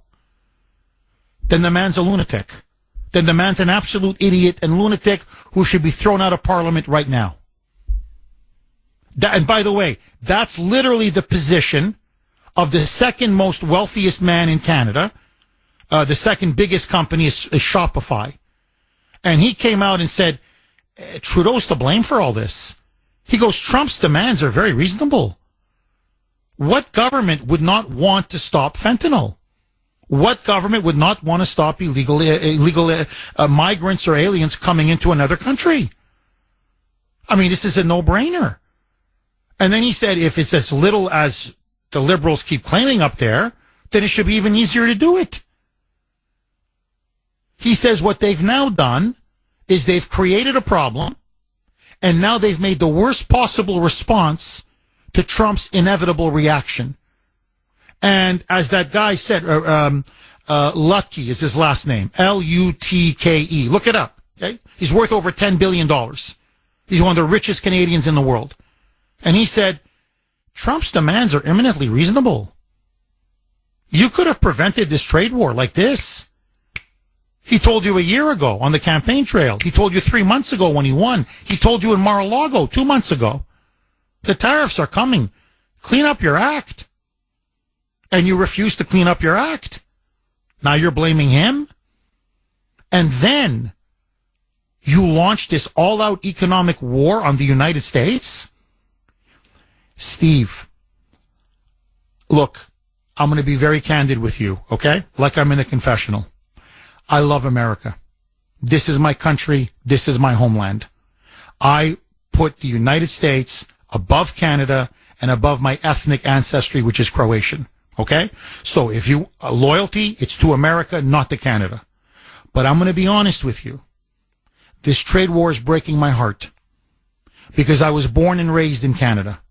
I have family in Canada. I just buried my dad, who was Canadian, just a couple weeks ago. A month ago. Pierre was the father. That Justin Trudeau is willing to do this to Canada and the Canadian people is heartbreaking to me. This is going to be potentially the economic equivalent of the First World War for Canada. It is going to be havoc, destruction, and ruin that country may never recover from. And the manipulation, the propaganda, it's similar to World War I. The insane jingoistic frenzy that's now being unleashed, the misinformation, the lies. He's taking that country down a very dark, very dangerous, and ultimately self-destructive road.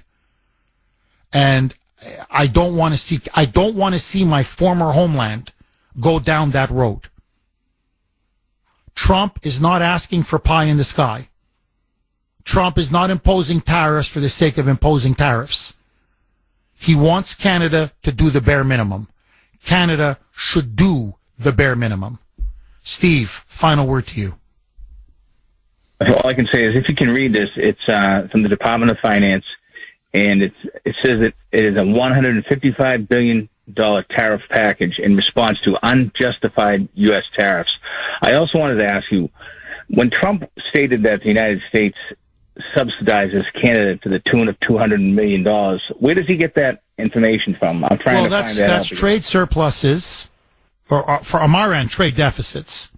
So it's trade deficits that we rack up every year because you see what the Canadian, what that letter doesn't realize. See, that's pure propaganda, that letter from the Canadian Department of Finance. What about all the tariffs that Canada has been imposing on the United States? So why is it okay for Canada to impose not 25%, but 270% on American goods and products? And we're supposed to take it? Right on the chin, year after year after year after year after year. So we're supposed to take 270%, but they can't take 25%. No, I'm sorry. So you're talking about the trade deficits, the duties that Canada imposes, and the trade deficit, the trade surpluses that they have, combined with the fact that we basically subsidize their entire military. Canada doesn't come close to 3% GDP. And we protect the Arctic. They don't. We protect Canada's borders. They don't. Putin wants Canadian oil in the Arctic. You know who's defending that? We are. So Trump is saying, we do your military, we protect you, we give you all these trade giveaways. It's $200 to $250 billion a year. Well, if you can't stand on your own 2 feet because you can't afford $250 billion a year, then become the 51st state. Like, either put up or shut up.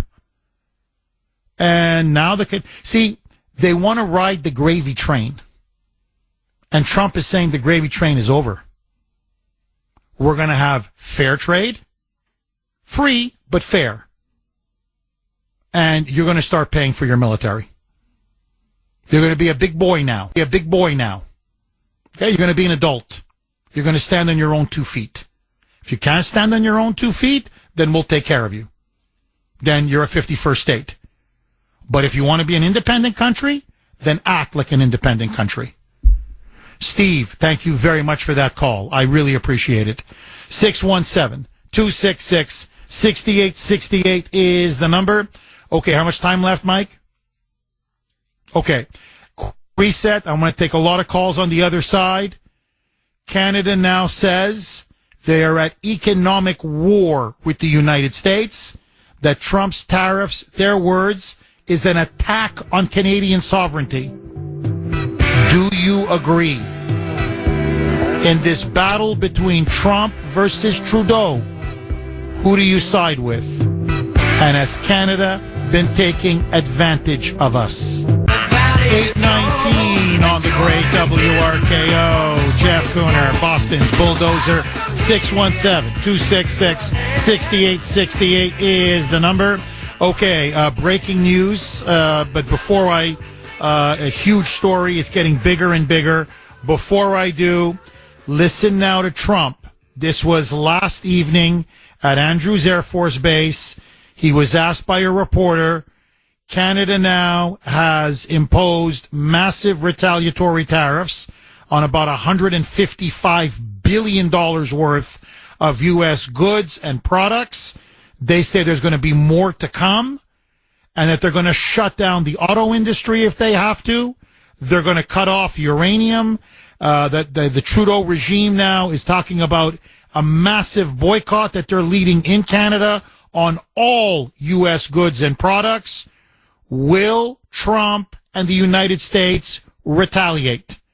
Will they then impose an even higher tariff than 25%? Listen to Trump's response. Roll cut 4, Mike. Planning to increase the tariffs against Canada. Well, it could happen. If they do anything, we will. Canada's been very abusive of the United States for many years. They don't allow our banks. Did you know that? Canada does not allow banks to go in. If you think about it, that's pretty amazing. If we have a U.S. bank, they don't allow them to go in. Canada's been very tough on oil, on energy. They don't allow our farm products in, essentially. They don't allow a lot of things in, and we allow everything to come in. It's been a one-way street. Okay, he's right, completely right on every count. Now, according to what's breaking right now, Trump now has made a decision to escalate and now impose even further crippling tariffs across the board on Canada. As he's apparently he told Justin Trudeau, you want to play? Let's play. So, this is getting much bigger and much more serious now by the minute and by the second. So we don't know yet how much more. It's 25%, obviously, was Saturday. But Trump now says he's going to increase the tariff, and it's going to be a major increase. and it's going to be across the board on Canadian goods. He's now willing to tank the Canadian economy. And if Canada responds in kind, as I suspect they will do a lot of damage to certain American industries and certain American sectors. This is now developing into a full-blown trade war and economic war. And I fear it's only the beginning. My question to you, do you support Trump? And do you support his use of tariffs? And what do you make of Justin Trudeau? Will he blink? Or is he willing to take his entire country down with him? Economically, that is. 617-266-6868 is the number. Okay, I got to tell you, I never thought I would see the day that this would happen. I'm stunned. I'm going to be honest with you. I'm shaken and stunned. I thought cooler heads would prevail in Ottawa. I thought somebody would walk up to it. And by the way, Parliament, he's closed Parliament. The man's a dictator. He really is. He's a dictator. He crushed the truckers. Journalists have been imprisoned for criticizing him. He's committed grotesque human rights abuses. He's now shut down Parliament all the way until March, because then his government would fall, to have a leadership race to replace him. So Parliament is not in session. He's a lame duck prime minister who's on his way out the door. But it looks like he wants to take it all down with him. 617-266-6868 is the number. Jim in North Reading. Thanks for holding, Jim, and welcome. Good morning, Jeff. Nice to speak with you. First-time caller. Welcome, Jim. It's great to be part of Kuhner Country, and I am a big Trump supporter, and I will defer to him on his knowledge of business and how to run the country. It certainly appears that Canada's taken advantage of us with a long line of other countries over decades. And like you said, it probably, the capital was NAFTA, back over, I guess, 30 years ago now. But, you know, what was eye-opening to me, Jeff, was during COVID, masks were not made in this country. They had to be imported. So I would submit to you that, let's say we were going to open up a manufacturing or a business facility today. It would take us between 3 and 7 years just to put up a building. We would have to go through EPA, 21Es, state, local, federal permitting. If we got the building up, then we would have to deal with unfunded mandates. Insurance is up the yin-yang. We're in a tort-friendly society. Liability issues, paternity and maternity leaves, prevailing wage, and any one of those reasons would give us caution to not do that. But all of those reasons exist. Or, with a couple clicks of a mouse, we can just have our stuff made overseas. So what's happened is the decades of politicians that have sold us out and never had business or the American people's interest have ruined our country. And as entrepreneurs, would we make stuff here, which at the snap of a pen or the writing of a pen, all of our hard work could then be changed by a new administration. And I don't think I would give severe hesitation to invest where that can be changed by the next administration. Brilliant. Jim, honestly, absolutely brilliant. And that's the argument many business people make. They say, well, you ask us, why do we relocate to China or Vietnam or Mexico or India or Brazil, or they go, frankly, Canada even on some things. They go, because there's too much red tape and regulations in America. As you mentioned, the taxes, the regulations, the permitting, they go, you're strangling business. So we go elsewhere, build our business there, and then ship the goods to America. 32 on the great WRKO. Jeff Kuhner, Boston's Bulldozer. 617-266-6868 is the number. Okay, in response to Canadian Prime Minister, globalist, leftist, really in some ways authoritarian thug, because that's what he is, Justin Trudeau. This is what our Western PA correspondent, Dave, messaged me on Messenger. Jeff, you go woke, you go broke, and you go up in smoke. Well, that's what Trudeau is going to do to the Canadian economy if they don't pull back. Because forget being on the brink. They're now they're on the road to disaster. Trump now, apparently it broke about maybe 10, 15 minutes ago, has now made the decision to escalate the tariff war. He is now, in response to Trudeau's retaliation, he now is going to go from 25% to what? We don't know, 35, 40, 50%. But he says now he will dramatically increase the tariff on Canada. We are now in an all-out trade war. Now, let me just ask all of you this. The fact that Justin Trudeau, and this is an open secret, this is the Canadian media is reporting this, the American media, his people can't stop blabbing. In their retaliatory tariffs, the 25% on $155 billion worth of American goods, they are deliberately targeting products and goods from red states as a political strategy to hurt Trump and to hurt his voters. Oranges from Florida, bourbon whiskey from Kentucky, appliances, household appliances from South Carolina. You can run down the whole list. It's deliberate to target red states. Has Canada, and I don't want to exaggerate this, but this is a form almost of war. I know it's economic war. No one's fired a bullet, and I never want anybody to fire a bullet between Canada and the United States. Please don't get me wrong. But is Justin Trudeau now, has he now openly declared political, economic, and a trade war with the United States? And if so, is Trump right to hit back and hit back hard? 617-266-6868 is the number.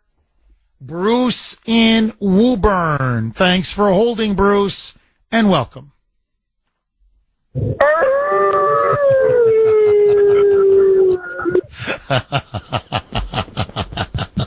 know what I got to say? Screw you, Pepe Le Pew. Try selling Christmas trees. We'll all buy artificial trees. We won't buy any Christmas trees from you guys. Can you imagine the billions of dollars that they're going to lose, Jeff, on just Christmas trees alone? This is ridiculous. I mean, the terrorists, 9/11 terrorists came across the border through Canada. Remember that? Remember them? Well, and apparently, Bruce, they've caught hundreds of terrorists over the last 3-4 years. Hundreds. Al-Qaeda, ISIS terrorists coming over the border into the United States. Hundreds. And the other thing that they're not mentioning, Bruce, and I promise I'll give you all the time in the world, we're not just talking fentanyl.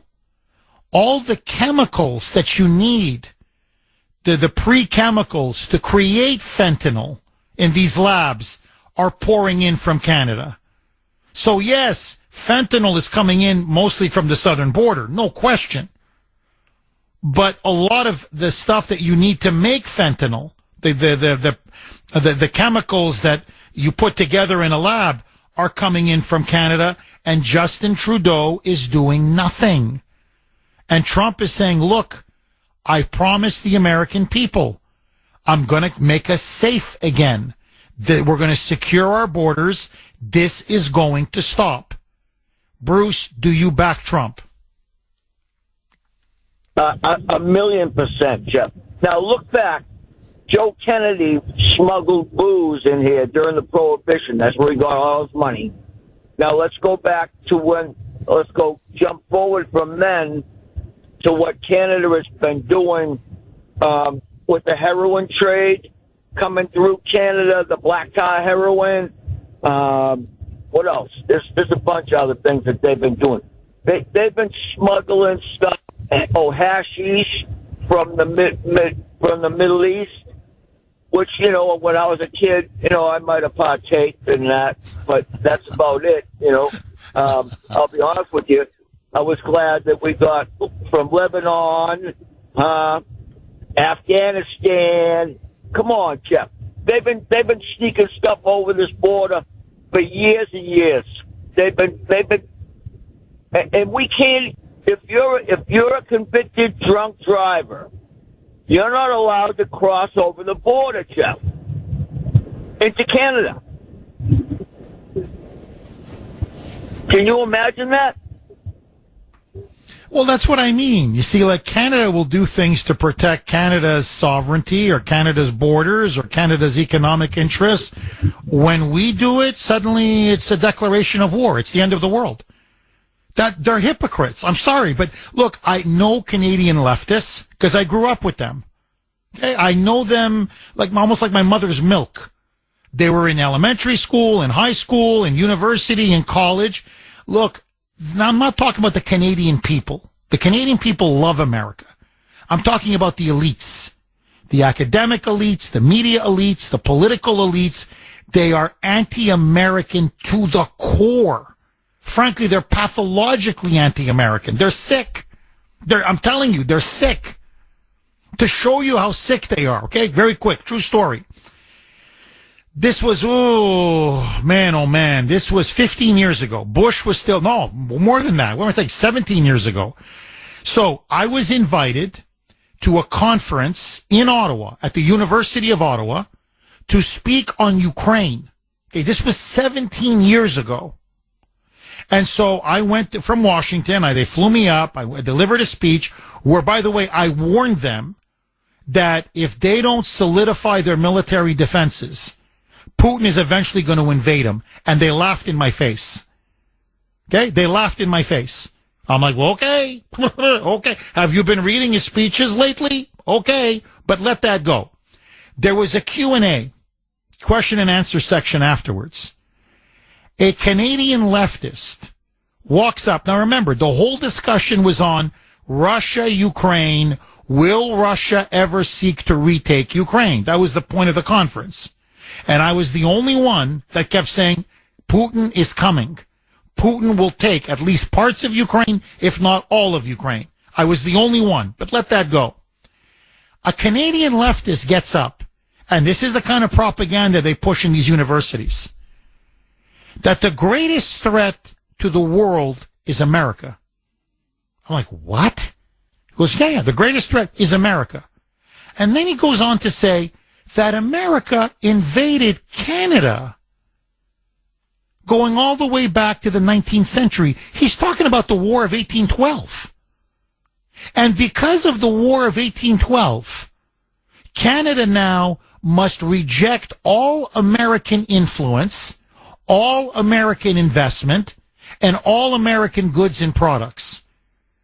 And I said, what the hell does Canada have to do with Russia, Ukraine? But he had such pathological hatred for the United States that these idiots even crashed our Ukraine conference. I mean, this is what I'm saying. This is what they feed these people up there. Okay, that's the indoctrination. So I know these Canadian leftists. Think Latin American leftists. Okay, and you get a sense, oh, okay? That's why Justin Trudeau admires Fidel Castro. And I forget the issue of whether Castro is really his father or not, okay? Whether he's his biological father or not. Because his mother was a swinger. Justin Trudeau's mother was a swinger, and she had an affair with Castro. And the rumor in Canada is that Justin Trudeau, in many ways, is really Castro's biological love child, okay? Let that go. He admires him politically. Like many on the Canadian left, they love Fidel. They love Chavez. This new leftist president of Mexico, her name is Sheinbaum, Claudia Sheinbaum. She and Trudeau are cut from the same cloth. They rail against the gringo. So he wanted a war with Canada, an economic war. And Trump is saying, you want one? I'll give you one. Bulldozer, 617-266-6868 is the number. Okay, to all of our Canadian listeners, and we have many people listening in Canada, blame Trudeau for Trump's tariffs. Please get that message out there. I know it's hard.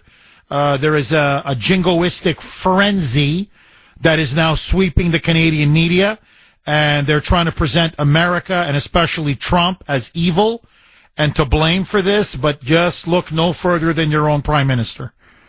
He was the one who has allowed criminals to fester in Canada. He is the one that has allowed China to influence and penetrate Canadian elections and to control his government and him. That's what Trump sees. Trump sees a Canada that is increasingly falling under the influence of the communist Chinese, that has massive labs of fentanyl that were discovered in British Columbia that are now being used to pour fentanyl into the United States, of terrorists who are allowed to come into Canada and then cross illegally across our northern border. So when Trump sees Canada under Trudeau, he is seeing a growing threat to the United States, and he is responding. This is from Mark on Messenger. Jeff, and this is a really good point. It's funny, but it's true. Jeff, what the United States does for Canada financially is like you or me paying child support for a child that isn't ours. No, really, it's true. We're subsidizing Canada. They're allowing them to take advantage of us. And that's what Trump said. He goes, well, at least become the 51st state. Then okay, what the hell? At least then you're ours. But if you're not going to be ours, why should we keep paying for you? 617-266-6868. Agree, disagree. Okay, very quickly, because the lines are jammed. I want to go right to the phone lines. Listen now. She was the former Deputy Prime Minister, Foreign Minister, and Finance Minister of Canada. She's running to replace Trudeau to be the next leader of the Liberal Party and the next Prime Minister of Canada. Like Trudeau, she is a member of the World Economic Forum. She is a hardcore leftist and a globalist, Chrystia Freeland. She ran to CNN. And just listen to her. You would think that Canada is at war with the United States. Roll cut 5A, Mike. Americans are going to be astonished by the Canadian response. We're hurt, for sure, because we're your friends and neighbors. But most of all, we're angry, and we are united and resolute. You know, Canada is the true north, strong and free. We love our country, and we are united. We are strong. We're smart. We're going to fight for our country. We're going to fight for Canada, and we're going to be successful. Over a 25% tariff? Like, are you serious? By the way, the true north, strong and free? Yeah, how come you can't defend your own Arctic against Putin and Russia? Why do we have to do that for you? How come you can't even do your minimum requirements under NATO? You can't even defend your own country. You can't even defend your own Arctic. You can't even uphold your own basic military obligations. By the way, they live under the American nuclear umbrella. We're the ones that are defending Canada. If China was to invade or Russia was to invade, who do you think would defend Canada? Us. And if you're such true friends and neighbors, stop ripping us off.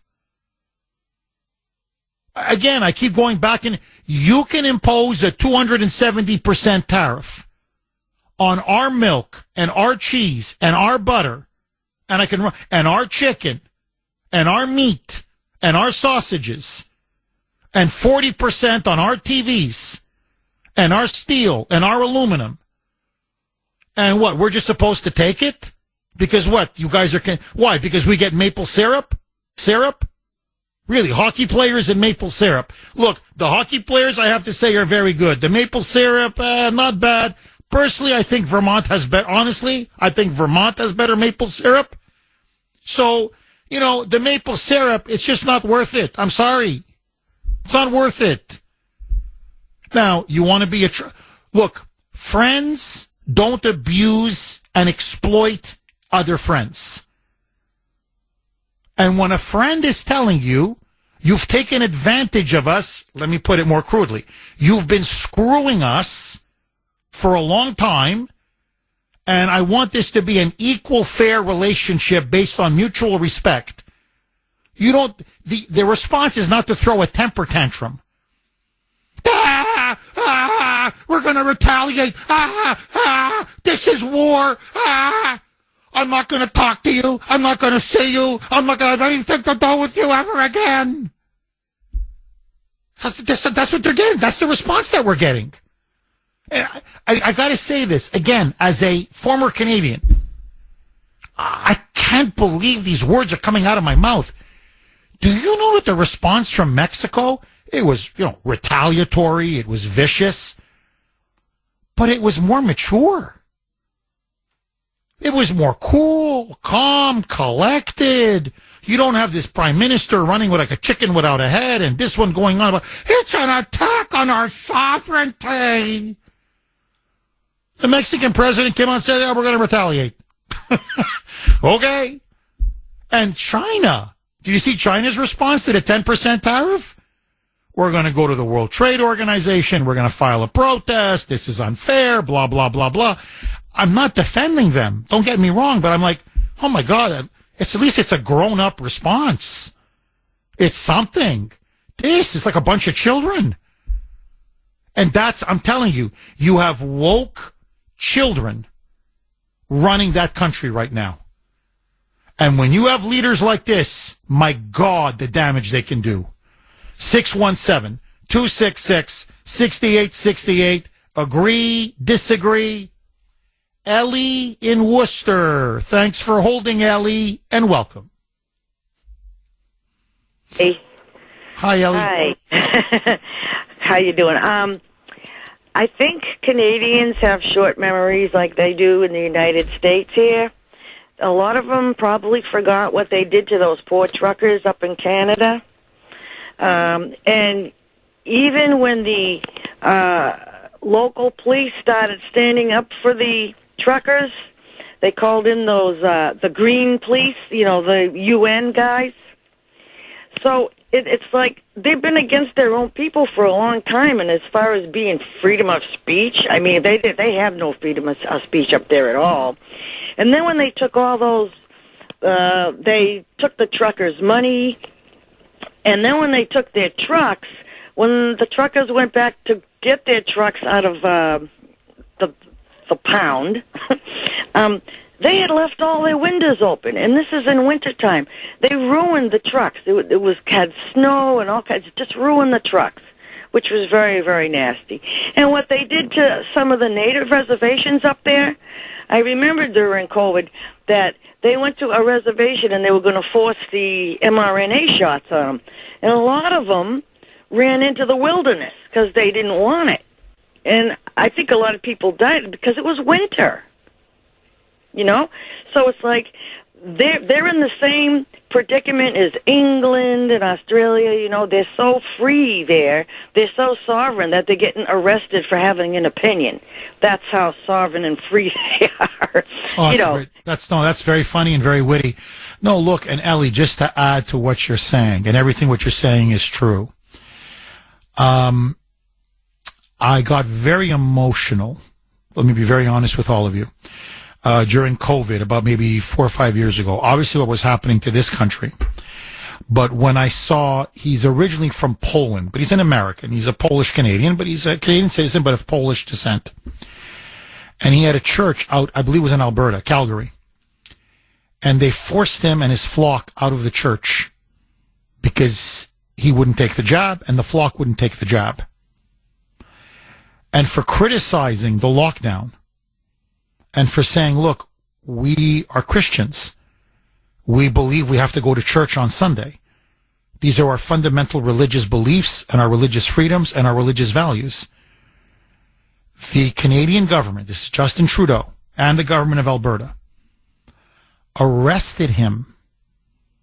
But you have to see the video. It's Father Pawlowski. Okay? You have to see the video. He's on his hands and knees in the middle of the street, surrounded by police officers, yelling and screaming, "This is the Gestapo way.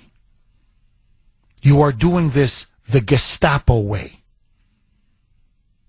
And the police are literally putting handcuffs on this pastor. Didn't hurt anybody. He's just holding a sermon, holding holding a mass, and delivering a sermon, and he's got a big flock, and they want to listen to him, and they arrested him like this was Nazi Germany. I couldn't believe this had happened to my former homeland. I couldn't believe it. I'm telling you, I couldn't believe it. And then, Ellie, please, and everybody, you got to see this. Back to Chrystia Freeland, okay? Because she probably is going to be Trudeau's replacement. It looks like it, his successor. That's why she's really trying to milk this now for all that it's worth. And remember, her grandfather was a member of the Waffen SS, okay? A collaborator who helped literally massacre and murder Jews. And look, you can't control what your parents or grandparents did, but she deliberately covered it up. She lied about it. Okay, that's the kind of swine she is. She's walking on a public sidewalk. You have to see, it's on YouTube, it's everywhere. She's the deputy prime minister. That means the number 2 person in the entire country at the time, okay? Number 2. A reporter is simply asking her a question, an inconvenient question. I think it was about the lockdowns or about her connections to Ukraine and Ukrainian fascists. I forget which one of the two, but it was a pertinent question. They're on a public street, on a public sidewalk. He's just following her with a microphone.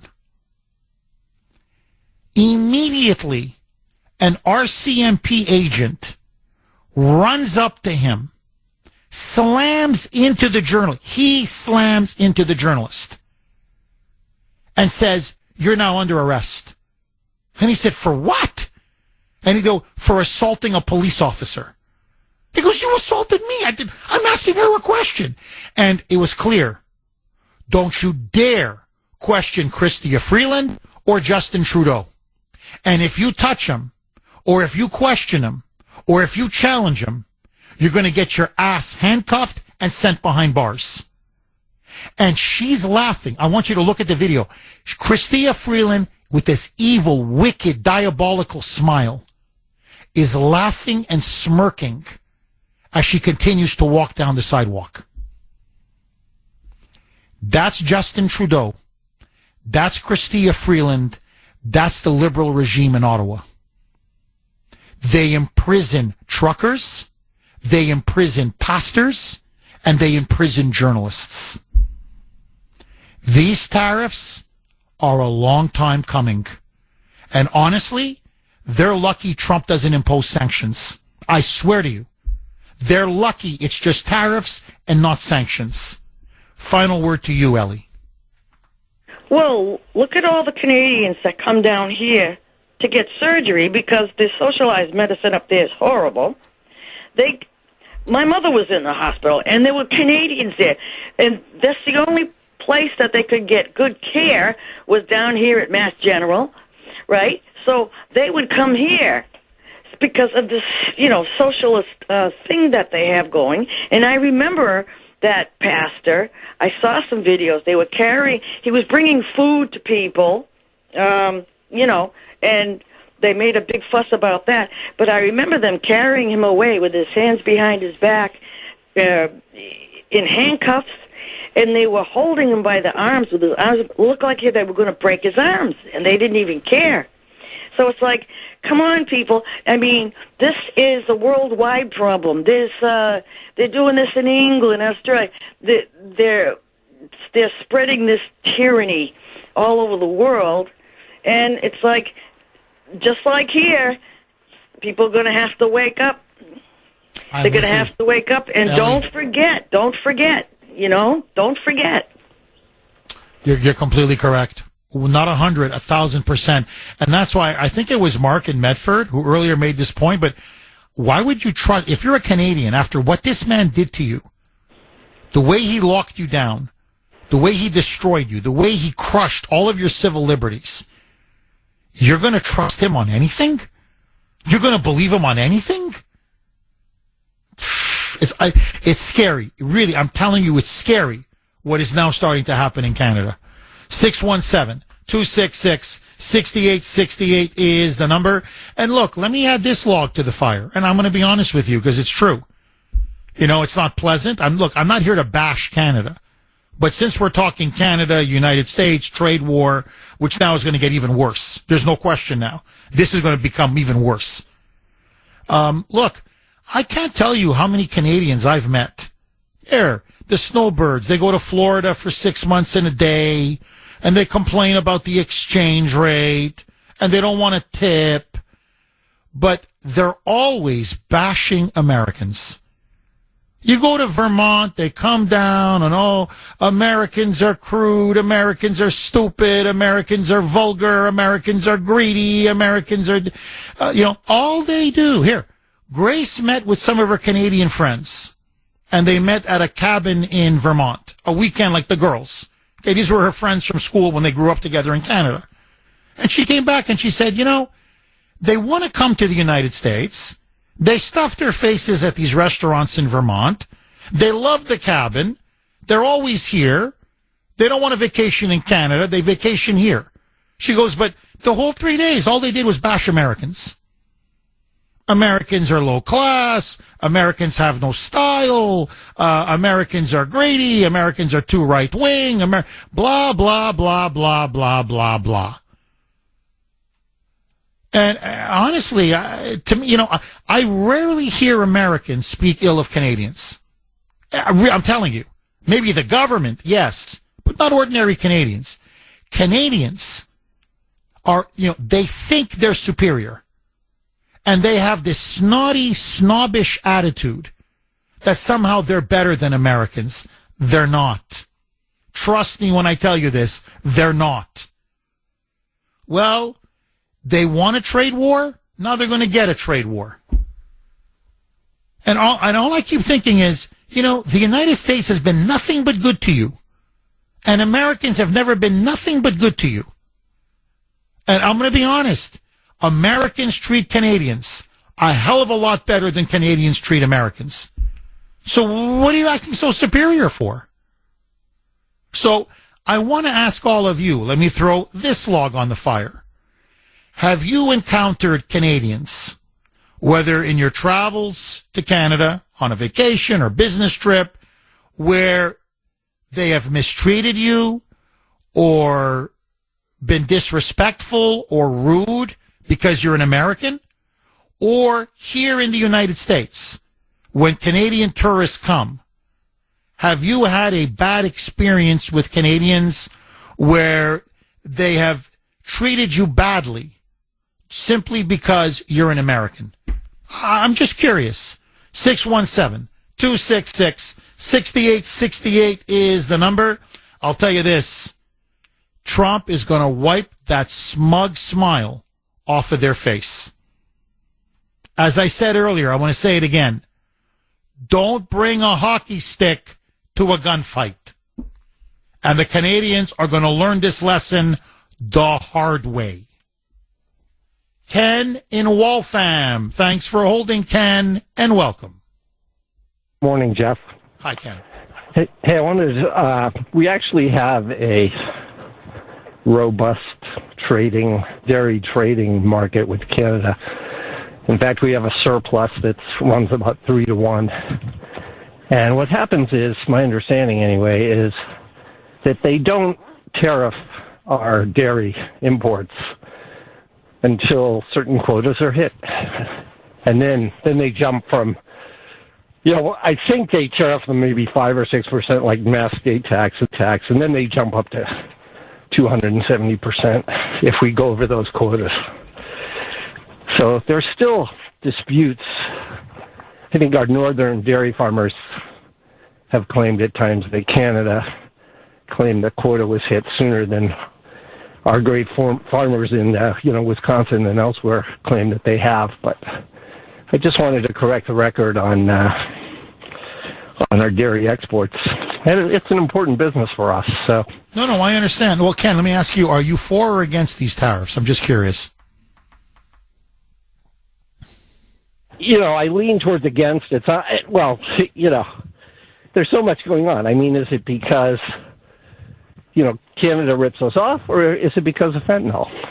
And if it's both, I have some big questions. I mean, I thought, I've been hearing Canada's been ripping us off for years and years and years. Well, I thought Trump fixed all this with, renegotiating NAFTA. Ken, can you hang on? Because this is the only call I've had all morning that is actually at least semi-sympathetic to Canada. So I want to give you a chance to lay it all out. We'll go back to Ken. All of your calls next. The great WRKO, Jeff Kuhner, Boston's Bulldozer, 617-266-6868 is the number.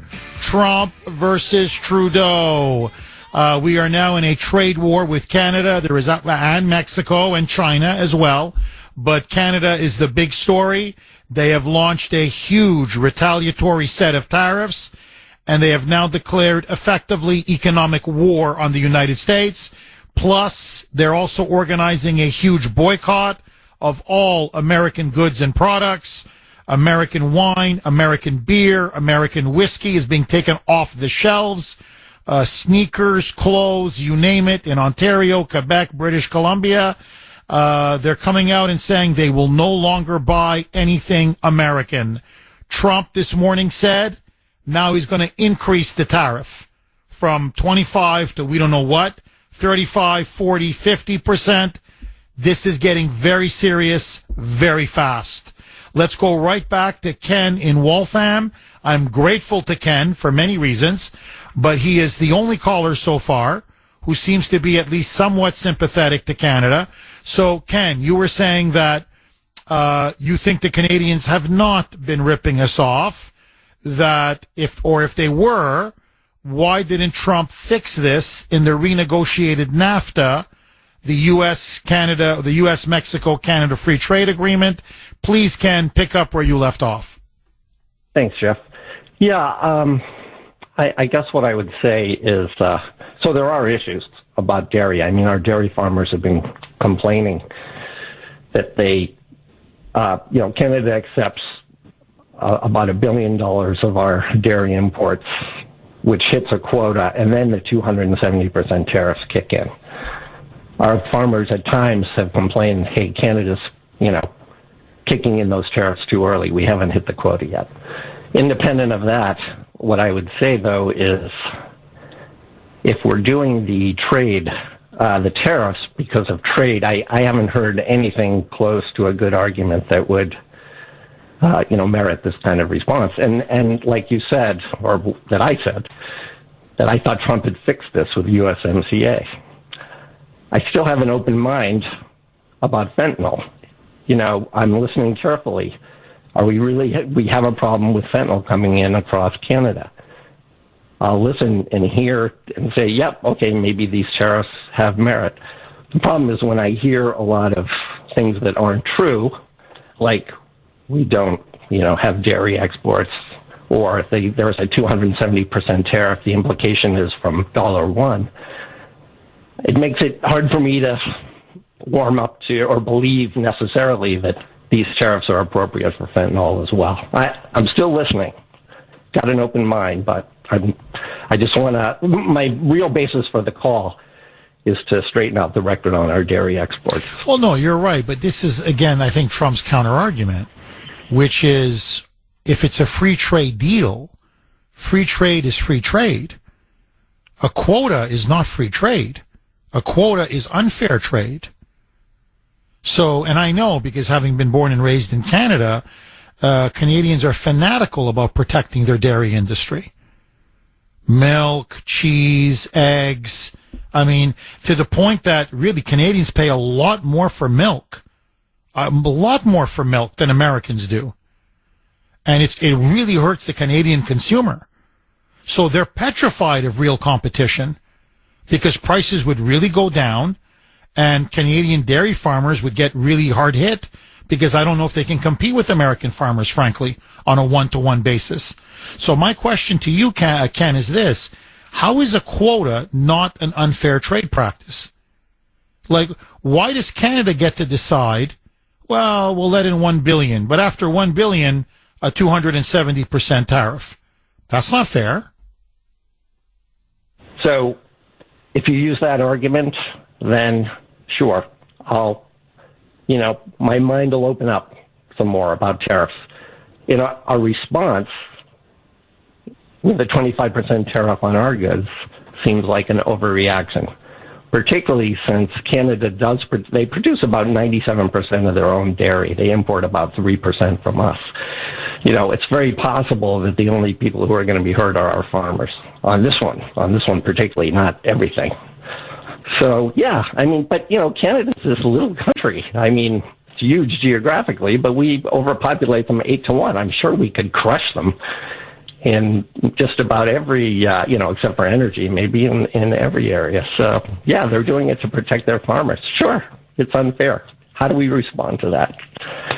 Well, Trump is saying, how about a 25% tariff, and let's go down to the negotiating table and let's hammer out a truly fair trade deal. See, look, what I'm saying is this, Ken. Trudeau is playing stupid. That's what he's doing. So he's acting like, I don't know why Trump is doing this. No, you know perfectly well. You know the illegals are coming in. Again, not like Mexico. You're completely right. But they are coming in. You know fentanyl is coming in.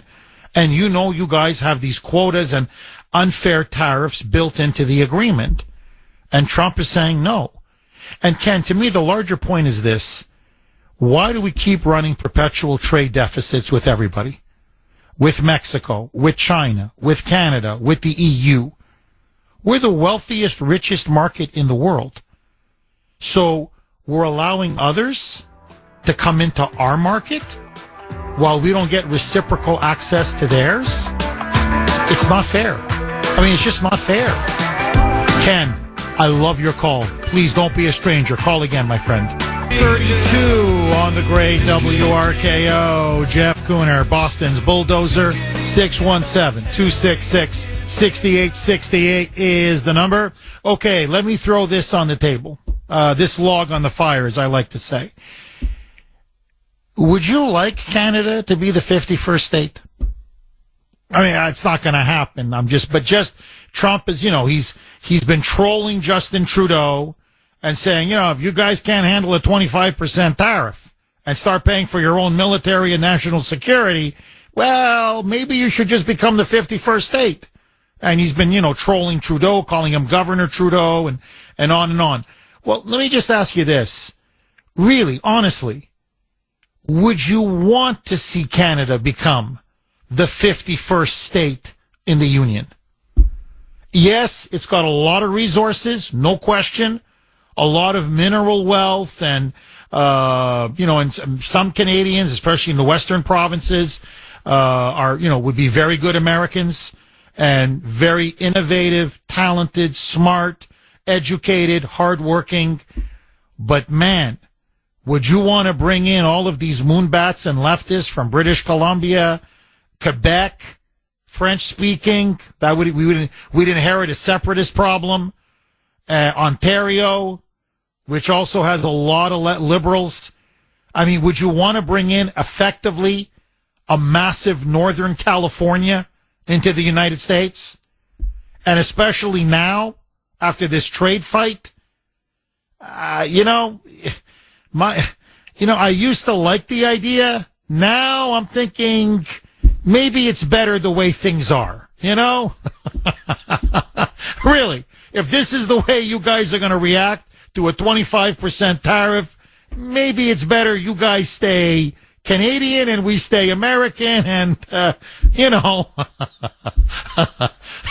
you go your way, we go our way. but that's just me. I want to hear from you. 617-266-6868. Ben on the North Shore. Thanks for holding, Ben, and welcome. Hope you're having a good day.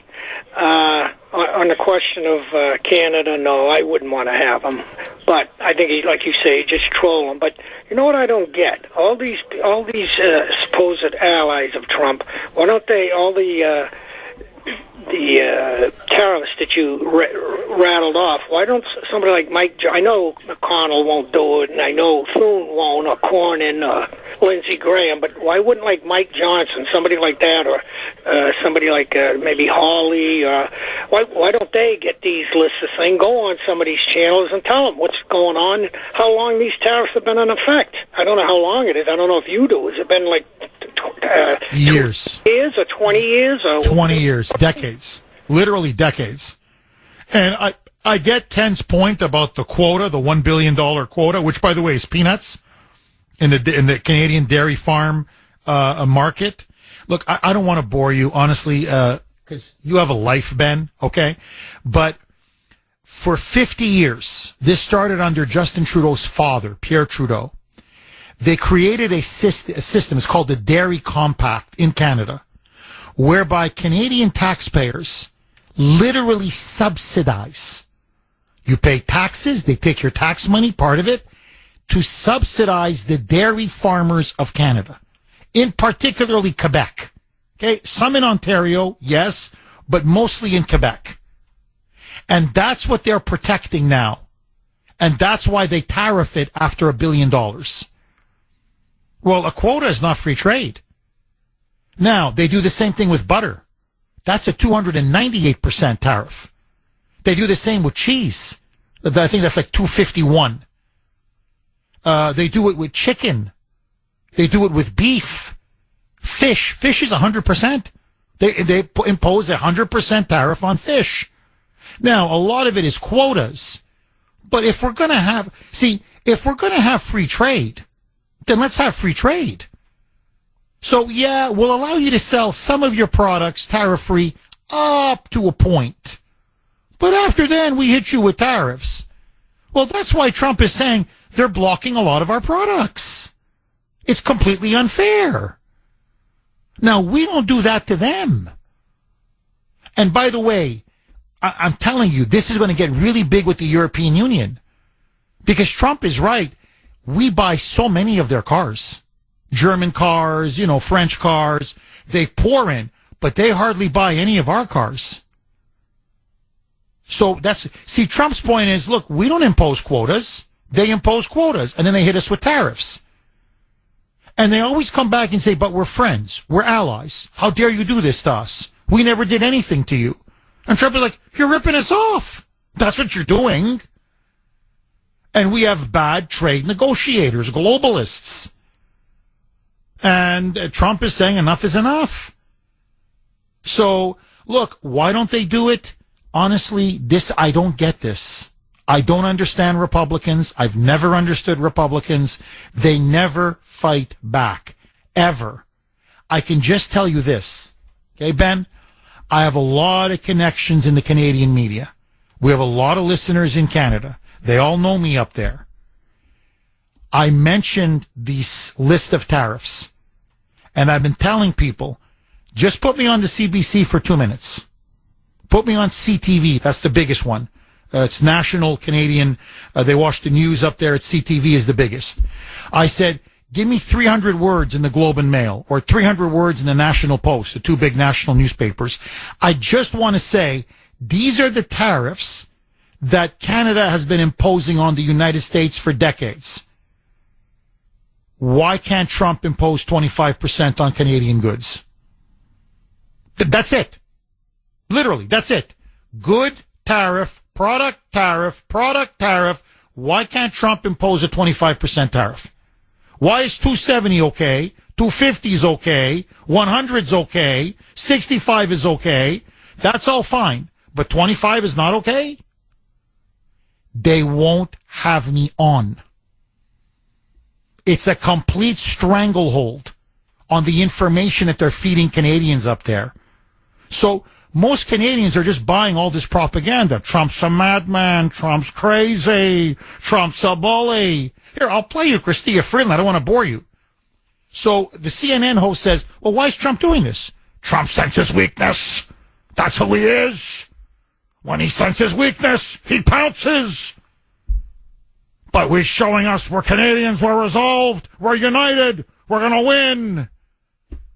So it's a caricature. He's an economic Hitler. That's what they're trying to paint him. He's just attacking for the sake of attacking. Once these figures come out, these facts, it's over. The debate is over. There's no debate. That's why they have to keep a monopoly on information. They don't want this information to get out. And that's why I think, again, the Republicans are stupid. When you have the truth, speak it. Final word to you. Yeah, I agree. I just hope that it does come out. Hope they learn. I'm going to do the best. I'm going to do the best I can. Ben, look, what I'm going to do is this. Tonight, this evening, I'm going to list all of these products and the tariffs that Canada imposes. With this audience, we have gotten information out before. Please go on my X account at the Kuhner Report. When you see it, repost it, blast it out to as many people as you know, especially Canadians. And, I mean, once they find out, Trudeau's playing with fire. If the Canadian people find out they're being manipulated and lied to and deceived, then they're going to turn on him with absolute fire and fury. So, so Dan, I will do my best. Sorry, Ben, forgive me. Ben, I will do my best. I need the audience to help me. Ben, thank you very much for that call. I'll tell you who'll do it, Marjorie Taylor Greene. Like, it's always the same. It's the same. If Matt Gaetz was up there, he'd do it.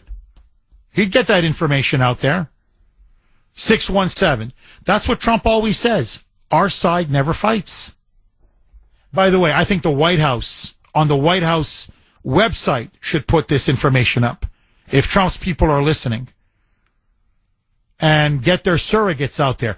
Caroline Levitt today at the press conference should say, well, so 270% is okay? 298% on butter, that's okay?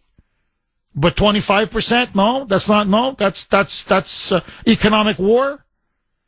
So I think Trump's got to get in front of this issue and really put the Canadians in there. I'm talking the leadership. The liberal leadership, Trudeau and Chrystia Freeland, put them really on defense. Shame them. Rob in Maine. Thanks for holding, Rob, and welcome. How much time left, Mike? No time. Okay. Rob, please hang on. I'm going to come to you right after the break. 617-266-6868. Honestly, do you even want Canada to be the 51st state? I say no. Keep the maple syrup. More next. 9:49 on the great WRKO. Jeff Kuhner, Boston's Bulldozer. 617-266-6868 is the number. Okay, I want to go to Rob in Maine, but just before I do, this is from Lauren on Messenger. And here's what she messaged me about, do you meet Canadians and are they rude and disrespectful to you, whether it's here or in Canada? Well, this is right near my neck of the woods. Jeff, go to the Wrentham Outlet Mall. The Canadians are there by the busloads. And sorry, but they think they own the place. They do have attitudes. See, I rarely go to the Wrentham Outlet. I know it's very close to where I live, but Grace will go once in a while. I think I've gone once or twice in all the years I've been here. So I did not know that. But yeah, they do have attitudes. I don't know about Wrentham Outlet Mall, but especially towards Americans. No question. No question. Okay, one more. This is from a trucker friend of mine. He's a big supporter of the show, Kevin. And I said he does a lot of loads back and forth into Canada. So I asked him today via text, I said, when you go in today, when you cross into the border, how are you received? What's the reaction like by the Border Patrol, the border agents up there? Well, here's what he sent me just 15 minutes ago. Jeff, I just crossed into Quebec. I dealt with a different border agent that I haven't seen before, a younger female. The reception, which is normally warm, was noticeably cold, impersonal, and indifferent. She wasn't rude, but seemed curiously agitated. So that's just day one. That's just day one. What's going to happen when Trump imposes this higher extra tariff that now he's decided on top of the 25% to retaliate against Trudeau's retaliation? And this propaganda blitz in Canada gets more intense and more intense and more intense. So if it's gone from nice, warm, sympathetic, nice to see you, to cold, chilly, and even agitated, and that's just one day. 617-266-6868. Rob in Maine. Thanks for holding, Rob, and welcome. Rob? All right, did we lose Rob? Let's go to Hal in New Hampshire. Thanks for holding, Hal, and welcome. Jeff, hey, I don't think Canada should be the 51st state. I think we should have a swap. We give them Washington State and Oregon, maybe Minnesota, and we get Alberta and Saskatchewan. What do you think of that? Hal, I like it. Almost like a hockey trade, right? Exactly. And a state to be named later or something like that. But hey, Canada has no free speech. And I think it needs to be pointed out. They passed a hate crime law way back in, I think, the late 60s, early 70s under this guy's dad. And I had a friend that was a Christian book dealer. He used to smuggle books like Tortured for Christ into Canada because that book is critical of communists. And that was not allowed. And also, they're very hostile to Christianity, at least the federal entity is. There was a pastor, Bill Whitcomb, who was passing out Bible tracts with Bible verses on the subject of homosexuality, nothing vicious, nothing hateful. But he got arrested. I think he was eventually acquitted, but he dragged through the courts for several years. And I have Canadian friends who moved here because of their strict strictures on that particular issue. And when you talk about subsidizing, you're correct. Maple syrup is subsidized. So if you go to the grocery store and it's Canadian maple syrup, you're going to pay $1 or $2 less. Meanwhile, the local New Hampshire or Maine or Vermont, you're going to have to pay a few bucks extra. So that's been going on for quite a long time. And I do want to point out there's some hope in Canada. You mentioned Pastor Pollock. He was acquitted, fully acquitted. Also, there's a Canadian couple from Toronto that got 30 to 40 towns and cities in the country to declare December Christian Heritage Month, and they were flying a version of their Christian flag. It was beautiful. And I think a couple of provinces also. So I told the couple that you're putting us to shame here in the United States. So there is hope for that country. Oh, no, there is. But look, Hal, your larger point is dead on. Canada is a Christophobic country. There's no question. And just compare how they treat Muslims to how they treat Christians. Muslims, there's Sharia law everywhere. They openly embrace Islam and Muslims. Christians are constantly harassed and persecuted. And that tells you everything you need to know. So, Hal, thank you very much for that call. And yes, maple syrup is subsidized in Canada, which gives them a huge unfair trade advantage over, let's say, as you write, Vermont syrup or Maine or New Hampshire syrup. And that's Trump's argument. Because you guys know it's either free trade or not. Take your pick. Okay, Gordon in Vermont. Speaking of Vermont, Gordon, I've got 1 minute. The floor is yours. Go. Yes, sir. I don't have much time, but I was just recalling the movie The Scarlet Pimpernel, the original one, They seek him here, they seek him there. Those Frenchies seek him everywhere. Is he in heaven? Is he in hell? That damned elusive Pimpernel. Gordon, that is a great way to end the show. It really is. Okay, we're going to keep following this story. Believe me, it's not going anywhere. My prediction, Trump will win. He will break China, he will break Mexico, and he will break Trudeau. Bye-bye.